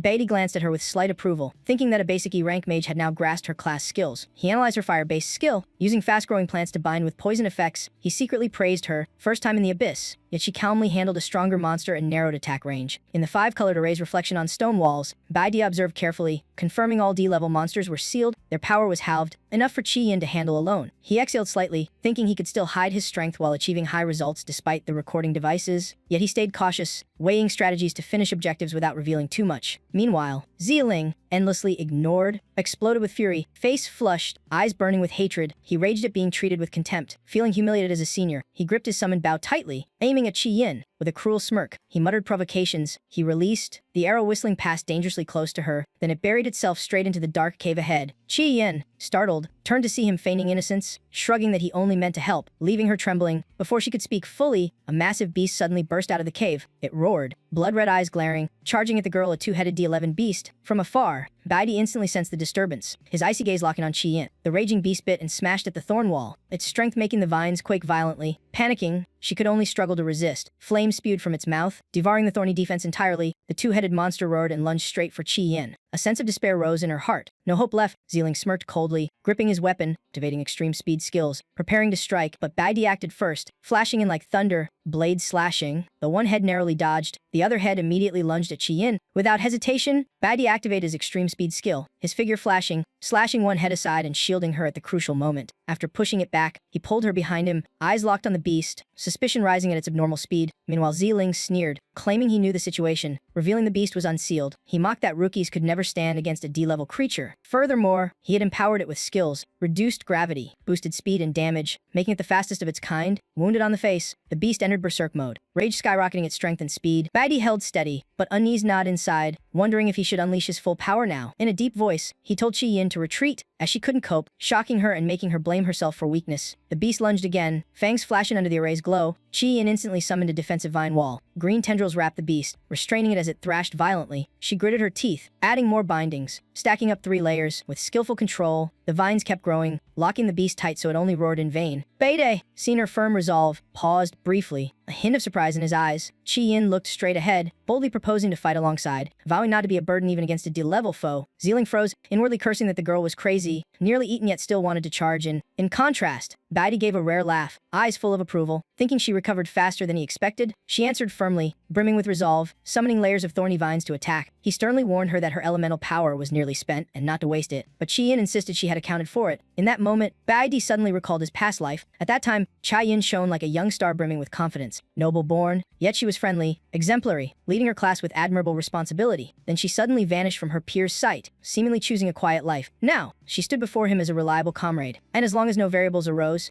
his plan to hide his strength would remain intact. Seeing them cooperate against the beast, Ziling sneered, thinking the vine wall wouldn't hold long. He mocked that with their current ability, they couldn't withstand an empowered creature. Deep inside, he plotted to wait until they begged for help, then teach them their place. Sure enough, the monster soon roared, tearing free from the bindings with ease. Baidi immediately ordered he would lure the core beast, and she must seize the timing. Qi Yin nodded firmly. As the beast charged like a storm, the two quickly split to opposite sides. While running, Baidi glanced back to confirm he had drawn its full attention onto himself. He accelerated straight toward the nearby lake. Without hesitation, he leapt into the icy water. The furious beast dove in right after him. Underwater, it slowed drastically, and Baidi shouted, "Now is the time." Qi Yin instantly cast her spell, raising vine walls to bind the beast. One head was crushed by thorns until blood spurted. The other head roared fiercely in rage. She clenched her teeth, pressing harder to tighten the vines further. Soon, the beast was locked in place, its berserk state and core powers weakening. While poison spread, Baidi leapt ashore, swinging his blade in a spinning slash. He smiled confidently, declaring it had no escape, then encouraged Qi Yin to finish the trial with the highest score. Ziling was dumbstruck with fear, unable to believe vine walls could restrain such a beast. Even he, with the enhanced creature,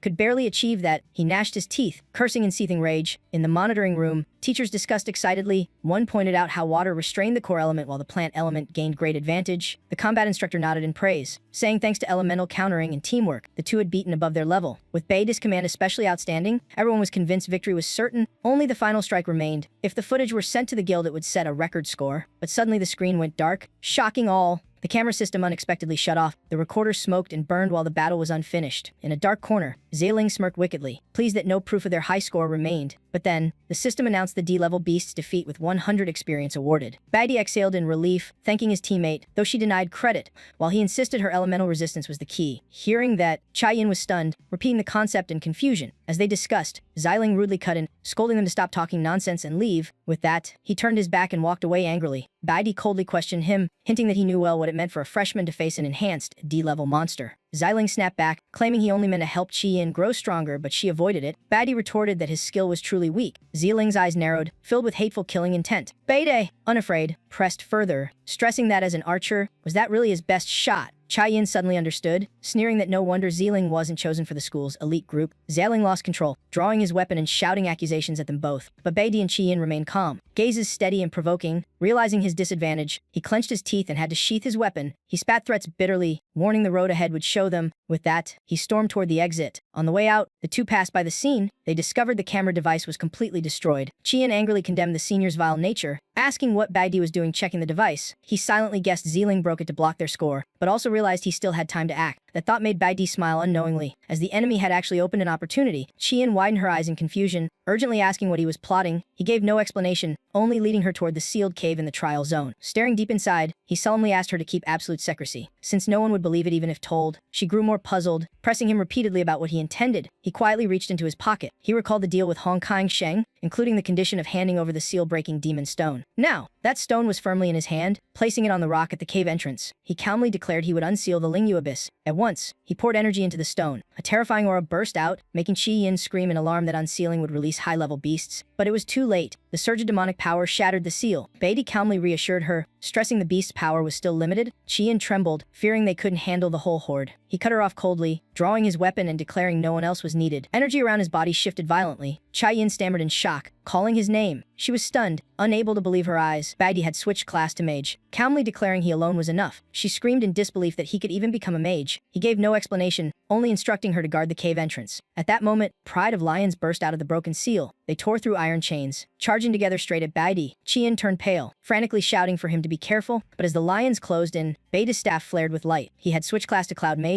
E5, immediately casting Frost. The ice surge froze the charging lions momentarily. Qian gasped, covering her mouth, unable to believe a red class mage could immobilize 3 at once in an instant. After freezing them, Baidi calmly noted the beasts had been imprisoned too long, driven mad, and would soon pour out in waves. He requested a larger combat space. Understanding instantly, Qian stepped back to clear room, replying crisply that she understood. From deep in the cave came the pounding sounds of more beasts rushing. Pack of flame jaguars. D2 charged out, eyes glowing red. Baidi dodged with ease, noting they had been sealed for years, cutting their combat strength in half. He unleashed Frost again, miscondensed into sharp icicles that pinned the jaguars. As he calculated control strategy while casting, suddenly, a flame swordsman, D3, circled behind an ambush. Baidi instantly switched to core warrior, slashing to block the strike. His lips curled coldly, mocking the would-be sneak attacker. Then his figure vanished, reappearing above the beast, reverting to Cloud Mage. A frost spell crashed down, freezing the flame swordsman solid. Qian's eyes went wide, shocked he could freely switch classes. Watching his methods, she realized why he once wanted access to the elemental chamber. She suddenly grasped that elemental resistance wasn't just boosting mana, but controlling the natural forces around oneself. She had thought unleashing more energy made one strong, but seeing Baidi showed her that control was the true key. Elements were wild and hard to master, only full control could unleash endless variations. Even a basic skill could be reshaped into countless attack forms. Watching Baidi dominate calmly, she stood dumbfounded. His every move was so practiced, as if long familiar with it. The gap between them and him had already been vast for a long time. She lowered her head, clenched her hands, admiring yet emotional, secretly thinking he was too cool. At that moment, heavy footsteps echoed from deep within the cave. The Lin Yu Abyss overlord the Hell Mammoth. D15 appeared, even halved in strength still radiating overwhelming pressure. Baidi smirked in satisfaction. Finally it came out. The mammoth roared and charged like a storm. Baidi switched to core warrior mode, lowered his stance, and prepared to fight. Baidi coldly declared that what he needed was on the opponent's body. After speaking, he leapt forward and stabbed precisely at its vital point. Without stopping, he dragged his blade across its back. The mammoth staggered, ready to collapse before counterattacking. Baidi stepped back and quickly judged its strength equal to a level 10 lion due to the seal. The beast shook its head, regaining clarity for a moment. It roared again and charged forward. Baidi jumped high once more. He unleashed a storm of sharp slashes like heavy rain. With just a few strikes, the mammoth fell under the combo. A fierce light flashed in Baidi's eyes. He gathered power and unleashed a deadly blade strike. The system announced activation of the Title 1 against 100. Messages appeared. Killed Flame Leopard level 2. Gained 110 experience. Defeated Two-Headed Lion D level 11. Gained 100 experience. Beat Hell Mammoth D level 15. Received 1,000 experience and 10 bone coins worth 10,000. Obtained King Fang. Rare material to forge Xi and Wushang, and rank core weapon. Baidi's stats rose greatly. Fire 3,500, core 3,200, essence 1,450. He collected all the spoils. Approaching the mammoth's corpse, he noticed a glowing gem. It was the king gem with special power. Baidi sighed in relief, murmuring that he had finally obtained it. A flurry of level-up alerts filled the sky as Baidi exhaled in relief. His mage class finally hit rank D. Elsewhere, Qian was snapped out of her daze among corpses by a sudden voice behind her. The doctor's sharp gaze cut through,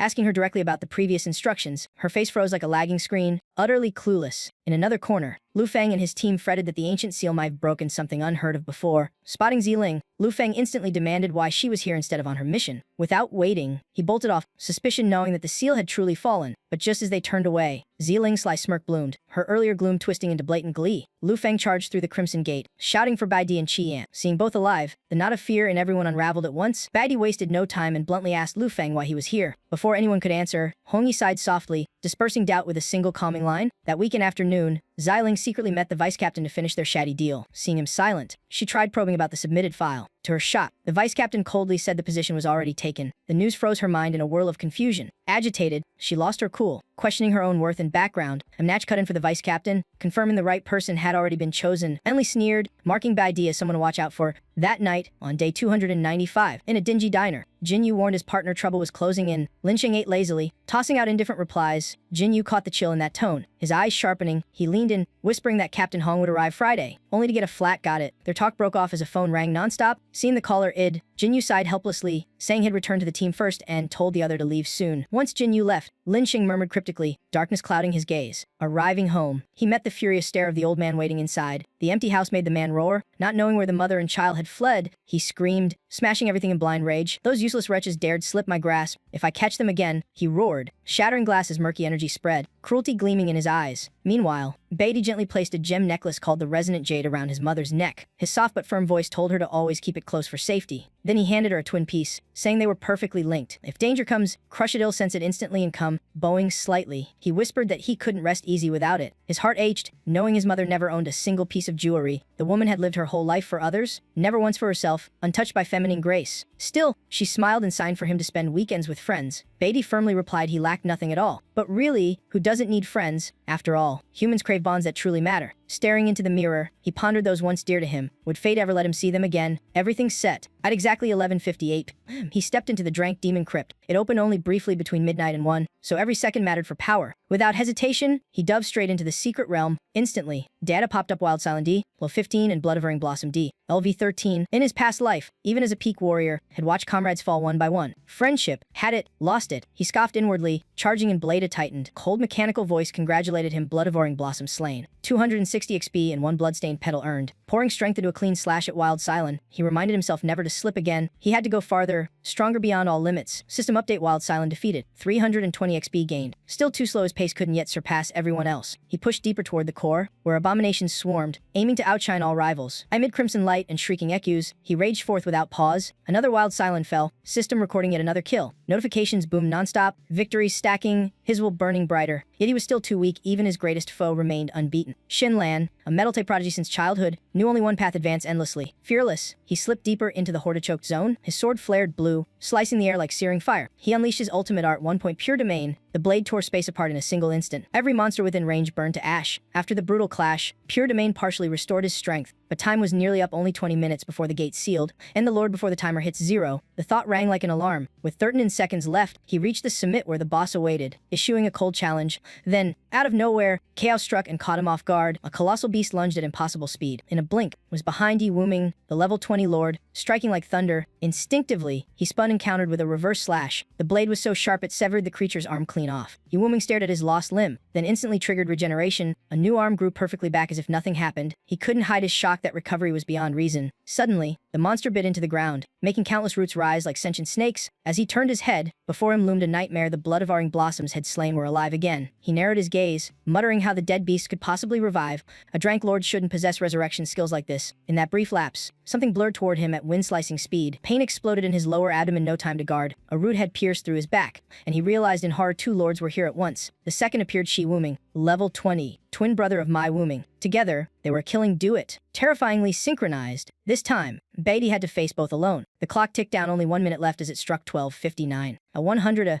and the magic gate sealed completely bagged and never came out. By 6 storm clouds wept cold. Heavy rain. Ru Yun, Beatty's mother, was consumed with worry another day. No word from her son, fearing he'd rushed into danger again. She set off to find him, unable to wait longer. Meanwhile, his drunken father Lin Xing cursed bitterly, mocking their silent departure. His dark, murderous gaze fell on their old house. At the same time, Ru Yun, restless with fear, dashed out into the pouring rain, but the moment she stepped outside, she froze, stunned. Thunder roared a warning of the calamity to come. Meanwhile, in the secret battlefield, Beatty still struggled amid the horde. His body long exhausted, this was the 5th relentless assault. No matter how many he slew, the monsters kept reviving endlessly. His life force waned, yet beasts swarmed. 1 Blood of Erring Blossom gave only 1 XP. The endless fights grew pointless, rewards dropping fast. He analyzed grimly, seeking the root of this resurrection as the twin lords sneered. Without hesitation, he triggered Flash Shield, breaking through to the front. A full-powered slash struck, but the foe countered with equal might. Beatty twisted aside, eyes narrowing, brain racing for the next move. With a skillful dodge, he sliced across the enemy's chest, then stabbed straight at the vital point. Mai Wuming howled in agony. Yet in a blink, the wound vanished completely. Seeing this, he deduced not just the minions but even the lords had rapid self-heal and mutual recovery. Had even decapitated one still. It regenerated perfectly, one revived. One healed, an unholy combo.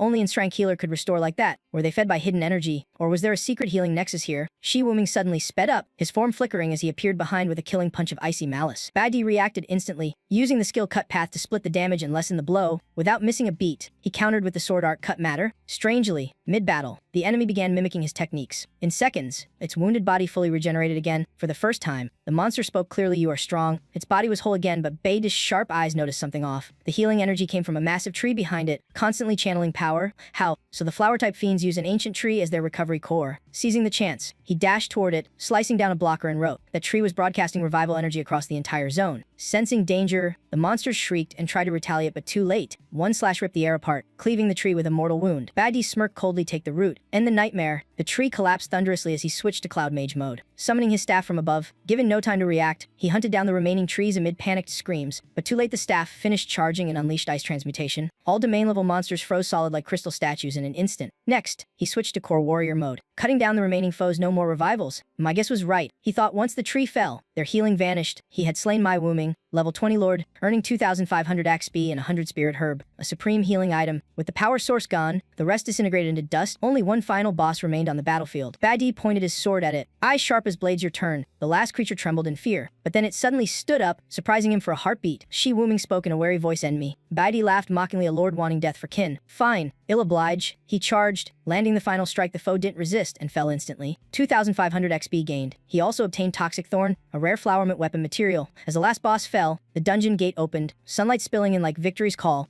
Then, the system announced Flower Element Essence Max New Profession Awakening. He raised a brow, curiosity stirring. Had the flower path reached its peak? What would the new class be? He recalled his previous red class awakening, wondering what color this one would bring. When the result appeared, he felt slightly let down. Just a blue class. Still, he stayed rational. A summoner did need high stats, just mastery. Scrolling down, he found its title: Pact of Spirit Bloom, a contract with the evil spirit you. A spark flashed in his mind. If that's true, could the two fallen bosses also? A bold idea surged, and just as he guessed, faint twin souls drifted above the corpses of Mai and Shi Wooming. Baidi calmly approached, casting Spirit Bloom Pact to summon both souls, which began regaining their original forms. Meanwhile, Lin Sheng stood outside a rental house when his phone rang. "Who the hell calls at this hour?" he growled, picking up, but upon hearing the caller's name, he froze. Was it really the officer? "I'm invited to Captain Hongya's party too." "Ha! Insane, a lifetime shot. Time to go big and reclaim my spot." Grinning, he strutted off, humming broken tunes. "Today's a lucky day, luck red as blood," he muttered. He even thought maybe he should find an old flame, reigniting old sparks. At that moment, Baidi returned to the dorm, holding rain-soaked vegetables. "Mom, why'd you come down here? It's pouring." He rushed to take the groceries from her hands. "Let's go home." "Mom, back home." Ruyun suddenly wore a new,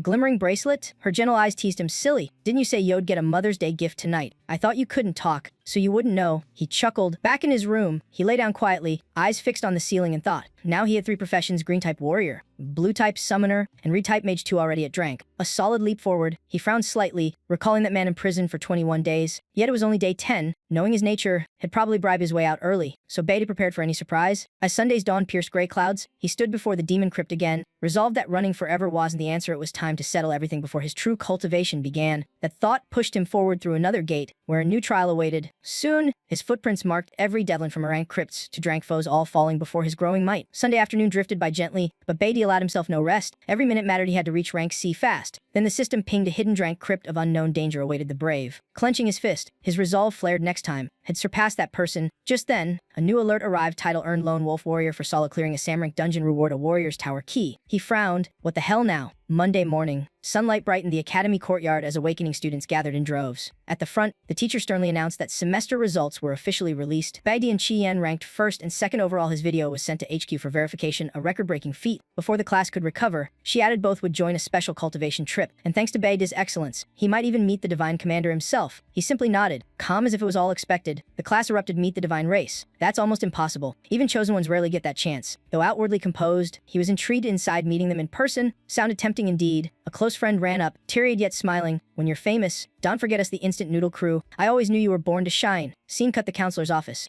Heavy with the smell of medicine, a deep voice asked Hong Kangxing's uncle, "You really don't want to join?" "I worked hard to come back. Just your signature, and I can join the cultivation trip." Kangxing clenched his fists, eyes unwavering. "I won't go. Third place isn't enough. If I rely on you, my achievements will mean nothing." His uncle burst out laughing, pride gleaming in his eyes. "Ha! You've got backbone. Your father would be proud." Kangxing stepped closer, voice steady. "But I have one request. Let me access the sealed Drank crypt behind the mountain. I want to grow stronger on my own feet." Meanwhile, in the principal's office, Zeeling pleaded, "Please, sir, let me join the cultivation trip. In the last bloodline of the Z clan." The words echoed through the room, dropping the air into silence. Principal Xu Qinyan stared sternly. "You know you're the last of your clan, yet act like a reckless child." His voice hardened. "Explain, why did you lure teammates with a beast trap during the exam and then betray them?" Hearing that, Xiling went pale, throat tight. Speechless, the old man continued coldly, "You think the higher-ups are blind? That no one saw your dirty trick?" Xiling was deeply shaken, realizing his fame existed only through others' protection. Crushed by pressure, he collapsed in despair. He choked out apologies, admitting his fault. Tears of remorse dripped onto the cold floor before his words could finish. The principal roared, voice sharp with fury, and Jiming looked up, eyes wide with fear and confusion. The principal continued, explaining that the incident drew high-level attention to Baidi. Baidi was deemed so exceptional that even the divine race sent envoys to observe him. "There's still a chance if you correct yourself and act properly." Xiling was overjoyed, hastily agreeing, yet deep inside, hatred for Baidi burned bright, revenge already brewing. He also lusted after a certain girl had set his sights on. The next afternoon, Baidi's friend rushed in, clutching a special invitation. The letter respectfully invited Baidi to join the school's most prestigious guild. Joining meant a shortcut straight into the Holy Association. It was an elite group, forged through years of strict selection. Normally, it required 3 rounds of screening, but now they invited a middle schooler directly. His friends were awed and proud of his achievement, but unexpectedly, Baidi snatched the letter without a word. He turned away, ignoring their stunned looks. He tossed the invitation straight into the trash as if it were worthless paper. A friend shouted in disbelief, how could he reject such a rare chance? Yet he walked away silently, offering no explanation. His indifference left everyone frozen, confused beyond words. Some grumbled, calling it a waste of opportunity. But another sighed softly,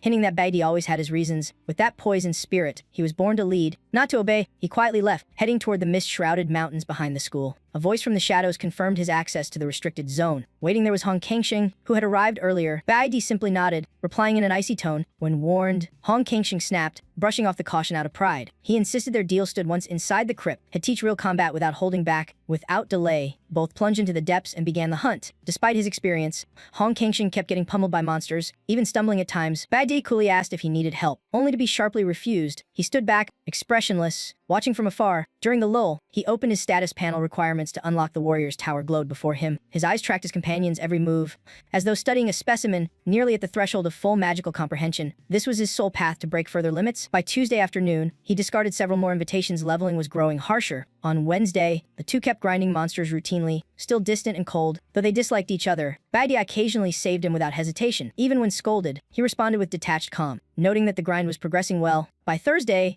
Hong Kangxing finally leveled up. Ecstatic beyond control, he reveled in his newfound freedom from family surveillance. Meanwhile, Baidi also reached rank C, feeling his power surge tangibly. With his new state, he was ready to face his next major goal. That night, his mother playfully teased him about romance, making him laugh. He answered innocently that he was far too young for love. She pressed further about his late returns, suspecting something shady. In the end, she gently advised, if someone's in your heart, don't let her slip away. Her words stirred an old memory long buried. A faint image of the girl who once moved his heart resurfaced. That scene was tied to a freezing winter in his previous life. She once stretched her arms, smiling brightly, calling him close with affection, yet he coldly pushed her away, rejecting her warmth. Still, they fought side by side through blood and peril, exhausted yet smiling in victory. She called him her steadfast leader. She reached out, asking him to lift her and keep moving forward together. Then softly, she asked again for just one embrace, but he turned aside, leaving her others care in silence. When fate struck, all he could do was watch helplessly as she died before his eyes. In that past life, after nearly dying himself, he was taken to a place called Enli. Their reunion happened in the most prosperous realm of mankind, the Holy River Nation. Yet now, her whereabouts were a mystery far beyond his reach, for in this life, only he retained the memories while she was but a stranger anew. At the same time,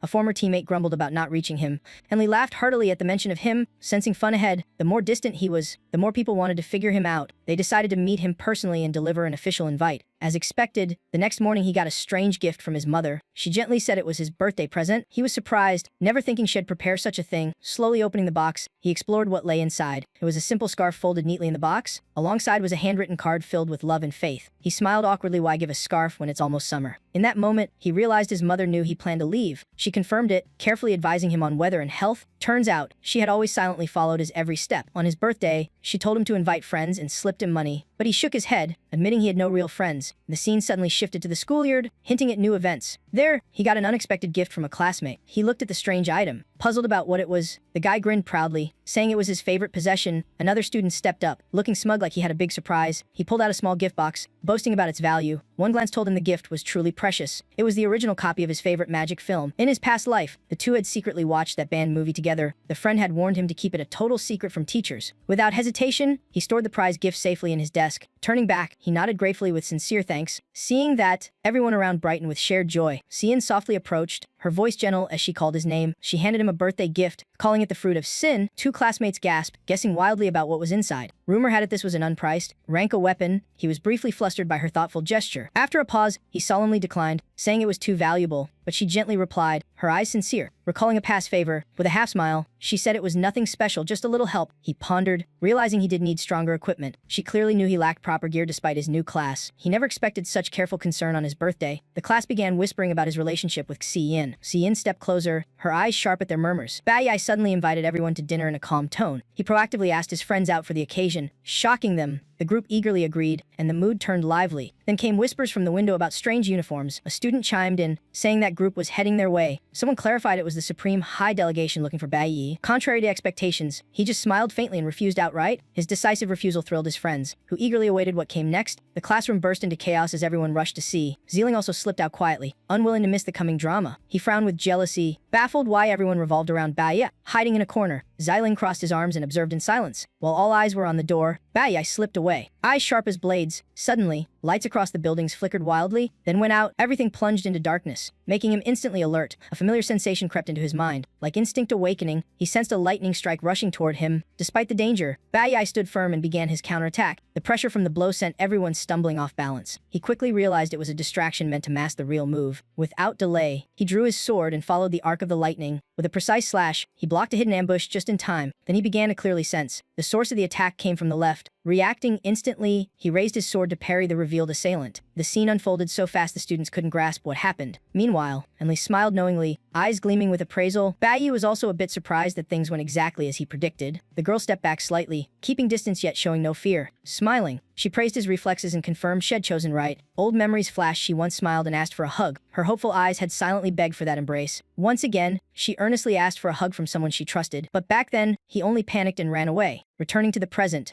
Enli said she wanted to talk directly since he never replied. His friend still stared blankly. Lost on what was happening, Yifan felt annoyed, assuming he'd reject her again. Enli stayed composed and continued her introduction, but before she could finish, Bai suddenly stepped forward and hugged her tightly, shocking everyone. The whole class froze, stunned by the bold move. Even Xiling was petrified, unable to believe his eyes. His voice came out deep yet tender, calling her name fondly. Gently, he said, long time no see, my dear one. The nearby students froze solid like statues struck by lightning. Enli stood motionless, eyes wide with disbelief. One classmate yelled as if watching a movie, calling it a legendary seniorman's twist. The bespectacled boy corrected him. She's the same age, just advanced early. Si-Yin stood aside in silent shock, utterly lost. As his arms still held her, Enla's body dissolved into mist. Then she turned into lightning. Flashing behind him, she playfully tapped his shoulder. Smirking, she asked if that hug meant his acceptance. Then she formally introduced the school delegation, boasting its vast resources and superior growth. But Bai Yi said nothing, his calm expression unchanged. Then he spoke firmly, rejecting the offer since he no longer felt tied to this place. As he finished, he boldly took her hand and declared confidently, because I'm founding my own guild. Next time we meet, we'll stand not as rivals, but as allies. Suddenly, the vice captain rushed over, panicking at her appearance.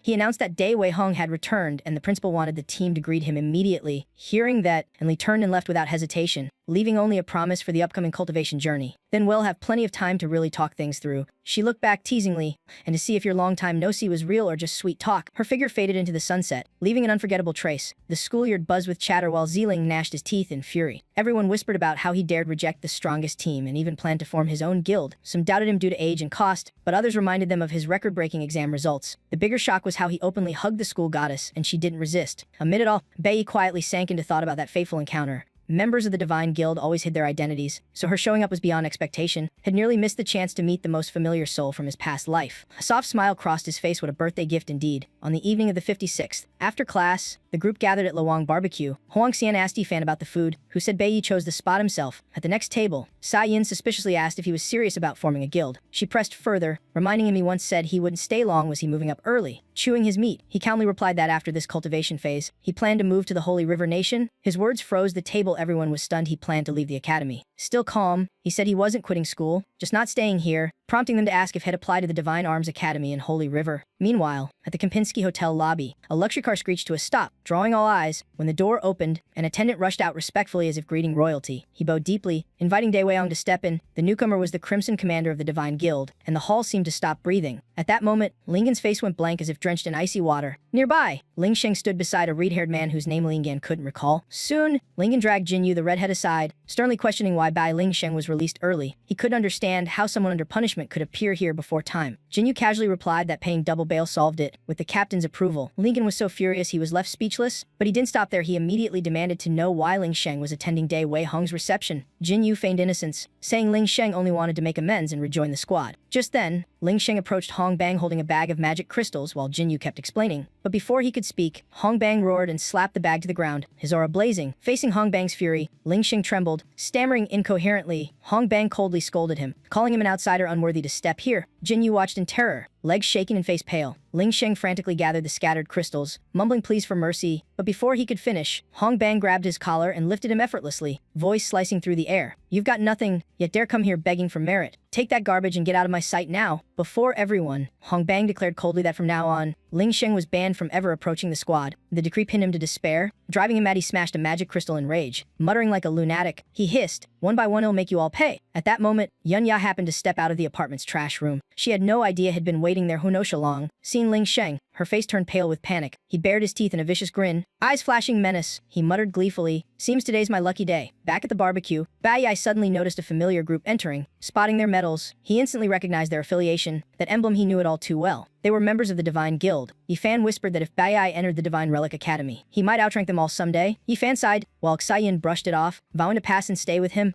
Bai Yai appeared calm but felt uneasy at how smoothly things were going. Huang Xian reminded everyone it was his birthday, so they should keep the mood cheerful. Yet even on his special day, Bai Yi sensed a vague unease within. The group raised their glasses, smiling brightly, but the cheerful air was soon disturbed by a faint feeling of dread. Yunya clutched her son's gift tightly, seeking comfort and confusion. Ling Sheng snarled venomously, full of hatred and contempt. He ranted madly, accusing her of disgraceful ties. He threatened to teach her a lesson she'd never forget. He brought up old grudges, eyes gleaming with malice, demanding the origin of the item she held. It was a bracelet, a gift from her son. Yunya instinctively hit it, but Ling Sheng sneered and suddenly threw a punch. At that instant, the bracelet glowed mysteriously as if alive. Two ethereal beings emerged from the light. Summoned into being, they intervened immediately, blocking the strike in a flash. Their cold eyes radiated unwavering resolve. In unison, they vowed to sacrifice themselves to protect their master. The two wood-type spirit beasts were her companions, recalling her son's promise. He had told her to wear the bracelet so she'd be safe when he was away. Back in the present, the spirit beasts attacked in unison. They executed a flawless combo. Blasting Ling Sheng backward, he staggered, looking utterly beaten and disheveled. He wiped the blood away and grinned chillingly. Rage surged within him, his eyes glowing a terrifying red. At the barbecue, Bai Yi suddenly sensed the bracelet sending a strange signal. A surge of energy hit him, draining the color from his face. He instantly stood up, announcing he had to leave right away. His friends were stunned by his abrupt reaction. Outside, he called to check on the investigation's results. The report said Bai Ling had attended the banquet but was expelled afterward. After leaving the hotel, his whereabouts vanished completely. Worried, Bai Yi called home, but no one answered. After countless calls, fear crept in his mother might be near danger. If she met that man now, the consequences would be dire. The worst may already have happened to his mother. Without hesitation, he sped home on his bicycle like the wind, even with spirit beasts guarding her.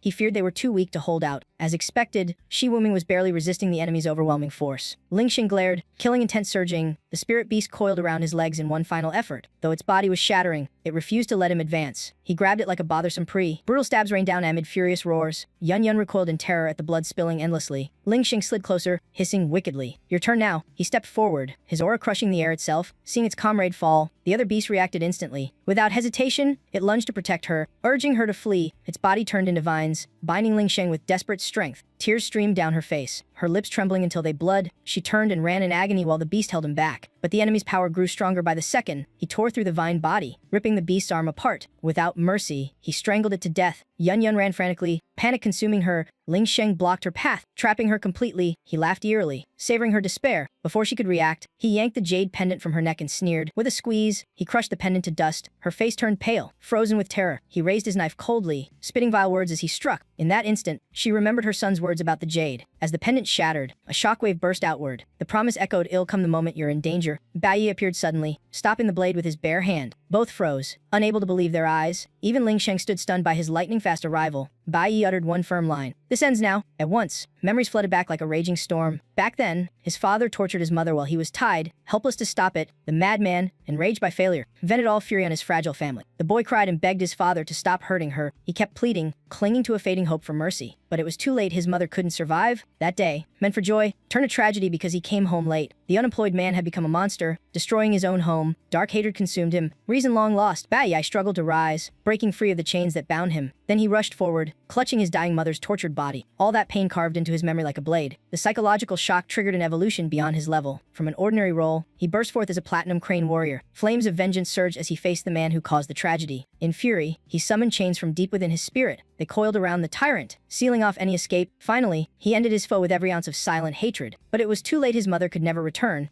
His tears fell not from physical pain but from a shattered soul. Yet in this life, he swore history would never repeat. Ignoring his wounds, he snatched the knife from his enemy and countered fiercely. The blade shattered under his overwhelming strength. The man sneered, shocked to realize who he was facing. The madman vowed to drag both mother and son into hell. Without wasting words, Bai summoned his sword, unleashing a blinding strike. Though the enemy kept his footing, blood poured from his wounds. Seeing the knife, he froze. He recognized it as his own. So the one who trapped him was his rebellious son. Bai's summoned spirit beast had recovered, now tasked to escort his mother. The foe twisted his face, realizing those floral tape beasts were his as well. With dual element awakening and swapping power, Bai was a rare prodigy. The man chuckled darkly, praising his strength with icy admiration. But Bai's eyes stayed cold, unmoved by the arrogant praise. The man scolded him for leaving and trespassing into forbidden grounds. He accused Bai of being an unfilial son deserving punishment. His gaze turned frigid, condemning him as an arrogant child who scorned his parent. Then, roaring in fury, he lunged forward while Bai's mother screamed in warning. Yet Bai's eyes remained steady as he calmly lifted his hand to strike back. He instantly activated his cloud element skill, shifting into combat form. The opponent's expression changed, revealing clear confusion. Bai sealed all escape routes in bone-chilling frost. The man froze solid on the spot, unable to move an inch. Bai walked forward slowly, killing intent radiating as he spoke with quiet authority. He stated that his multiple awakenings had nothing to do with that man. He declared bluntly that the man was worthless in his eyes now. The words sent the man into a rage. He screamed and laughed maniacally. He boasted of being a veteran crank survivor from the battlefield. He ranted about his household authority before bursting his core force to shatter the ice. Bai stayed calm, drawing his sword in one swift motion. The first slash tore through the air straight toward his foe. The blade shifted stance, flowing into a second attack. The armor-breaking strike pierced through the front guard cleanly. The man stared in disbelief that his defense was shattered so easily. Bai withdrew his sword, leaving a deep gash across his body. The man panicked, questioning his power, but Bai advanced with icy menace. He declared the severing of blood ties,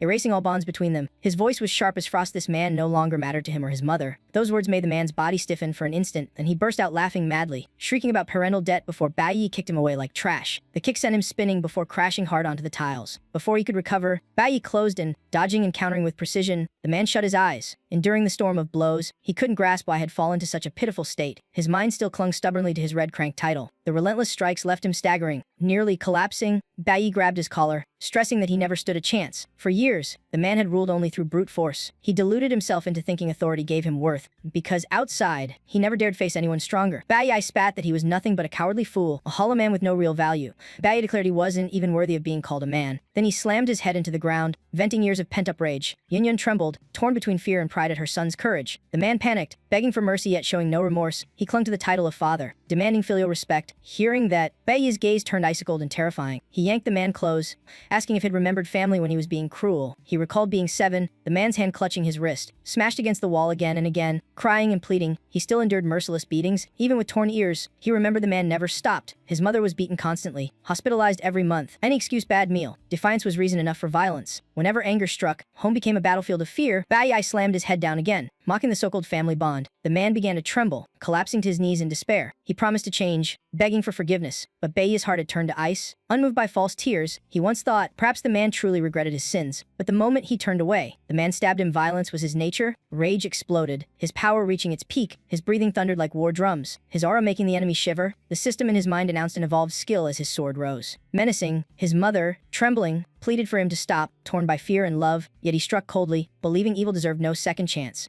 That monster must be stripped of all power to harm again. The slash fell with an earth-shaking shockwave, tearing the man apart. He screamed in agony, his body shredded beyond recognition. In panic, he begged to keep their fathers in bond, but to Bai, the words only made his stomach churn in disgust. He raised his hand, casting an ice skill without hesitation. Instantly, he sealed the man's mouth, silencing his cries. Bai declared the same ending as before, nothing to regret. But just as he lifted his sword, a familiar voice echoed in his mind. He froze, turning to identify who had called his name. Then he realized the spirit beastie wombing was linking his mother's consciousness. She said she didn't want him becoming another version of that man. That monster had already lost everything precious. Living in torment was punishment enough. Choking up, he tried to respond, but her voice continued to resonate. She didn't want him walking down that same dark path, nor did she want him burdened by vengeance for half a lifetime, like before, rotting in prison. Watching time drip past cold bars, her words rang like a bell of clarity amid his labyrinth of hatred. He nodded and said, "I understand," declaring he wouldn't kill the man but would never let him touch his mother again. In that instant, he recalled a skill from his past life, dual judgment. When cast on the dying, drains all spiritual power and leaves them crippled forever. His cold eyes followed the flash of light sealing destiny's verdict. The blade carved an X deep into the old man, stripping every ounce of awakened power. He proclaimed the man powerless, no longer a practitioner. By dawn, the man must leave the city and never approach his mother again. Yu Wuming would remember his aura within 3 miles, had be hunted instantly. Even if the man hid in prison forever, had still find and end him. Bei Ling Sheng finally realized had fallen from glory to helpless mortality. He trembled and bowed his head in despair. With everything settled, he helped his mother back to her familiar room, then ordered his 2 spirit beasts to heal her carefully. Shi Wuming joked while treating her that the old man hadn't even touched a hair on her head. Hearing that, he exhaled in relief had arrived in time. Ruyun comforted him, saying they had guarded her well. Yet he insisted on finding more protective jades for her safety. To his surprise, his mother suddenly spoke again like before. He gasped at she really just spoken aloud. It wasn't telepathy this time, but an actual voice from her lips. She herself was stunned, not knowing how she could speak. Yu Wuming explained it was a temporary recovery from spiritual shock. Days later, the scene shifted to his departure from home. His mother and friends gathered, hoping he'd stay longer. He answered gently yet firmly that all was arranged, with protective jade to alert him of any danger. He asked them to care for his mother wholeheartedly. She knew he must leave to cultivate, but didn't realize that the boy in her heart had long become someone else. He carried a flesh-cutting hatred that forbade retreat. Just then came a rare chance a pass to the Holy River Kingdom. That was where his target hid the one fateful chance of his life. In his hand lay an invitation from the Holy Order Guild, letting him reach Shenghe earlier than in his past life. Though he knew the road might not lead back, he had to go. At that moment, his mother slapped her forehead, remembering something crucial. Today was 25621010. The full moon's blessing festival of the flower goddess. The Grand Mage would return for the ritual. He then recalled his mother's devotion to the flower goddess sect and that he hadn't told her had leave tomorrow. Perhaps leaving quietly was kinder, had never been good with goodbyes. Elsewhere, his best friend was recovering from a minor surgery, thankfully caught in time. The boy's father bowed gratefully to the benefactor who had saved his son. The friend, though downhearted, pretended it was just a small procedure, but to parents, even a small surgery was huge. They made him stay in bed. He sighed regretfully that the operation happened on Bei Yi's departure day, so he couldn't see him off. The next day at Shenghe Station, 12:30 p, an emotional farewell unfolded. Chai Yin's mother fussed over her daughter, urging her to stay healthy. She hugged her one last time,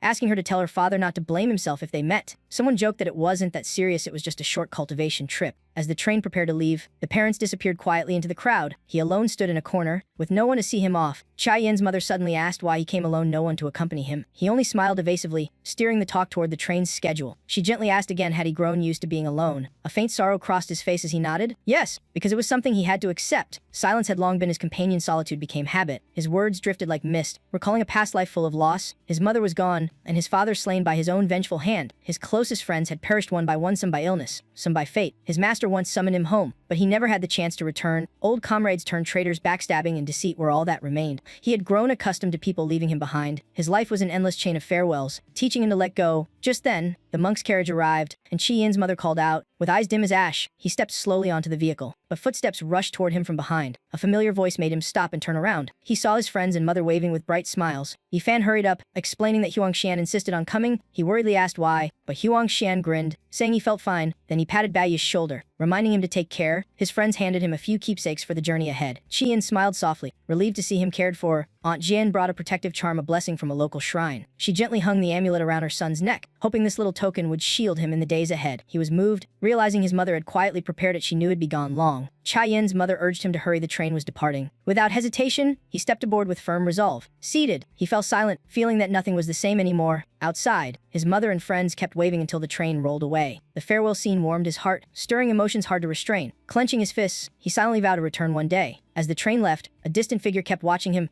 That person immediately reported the delivery was complete, awaiting further orders. He was the intermediary sect master of the Flower Goddess Temple and Swan-ranked expert. The voice on the other end calmly replied, "Nothing more, our bet now rests on him."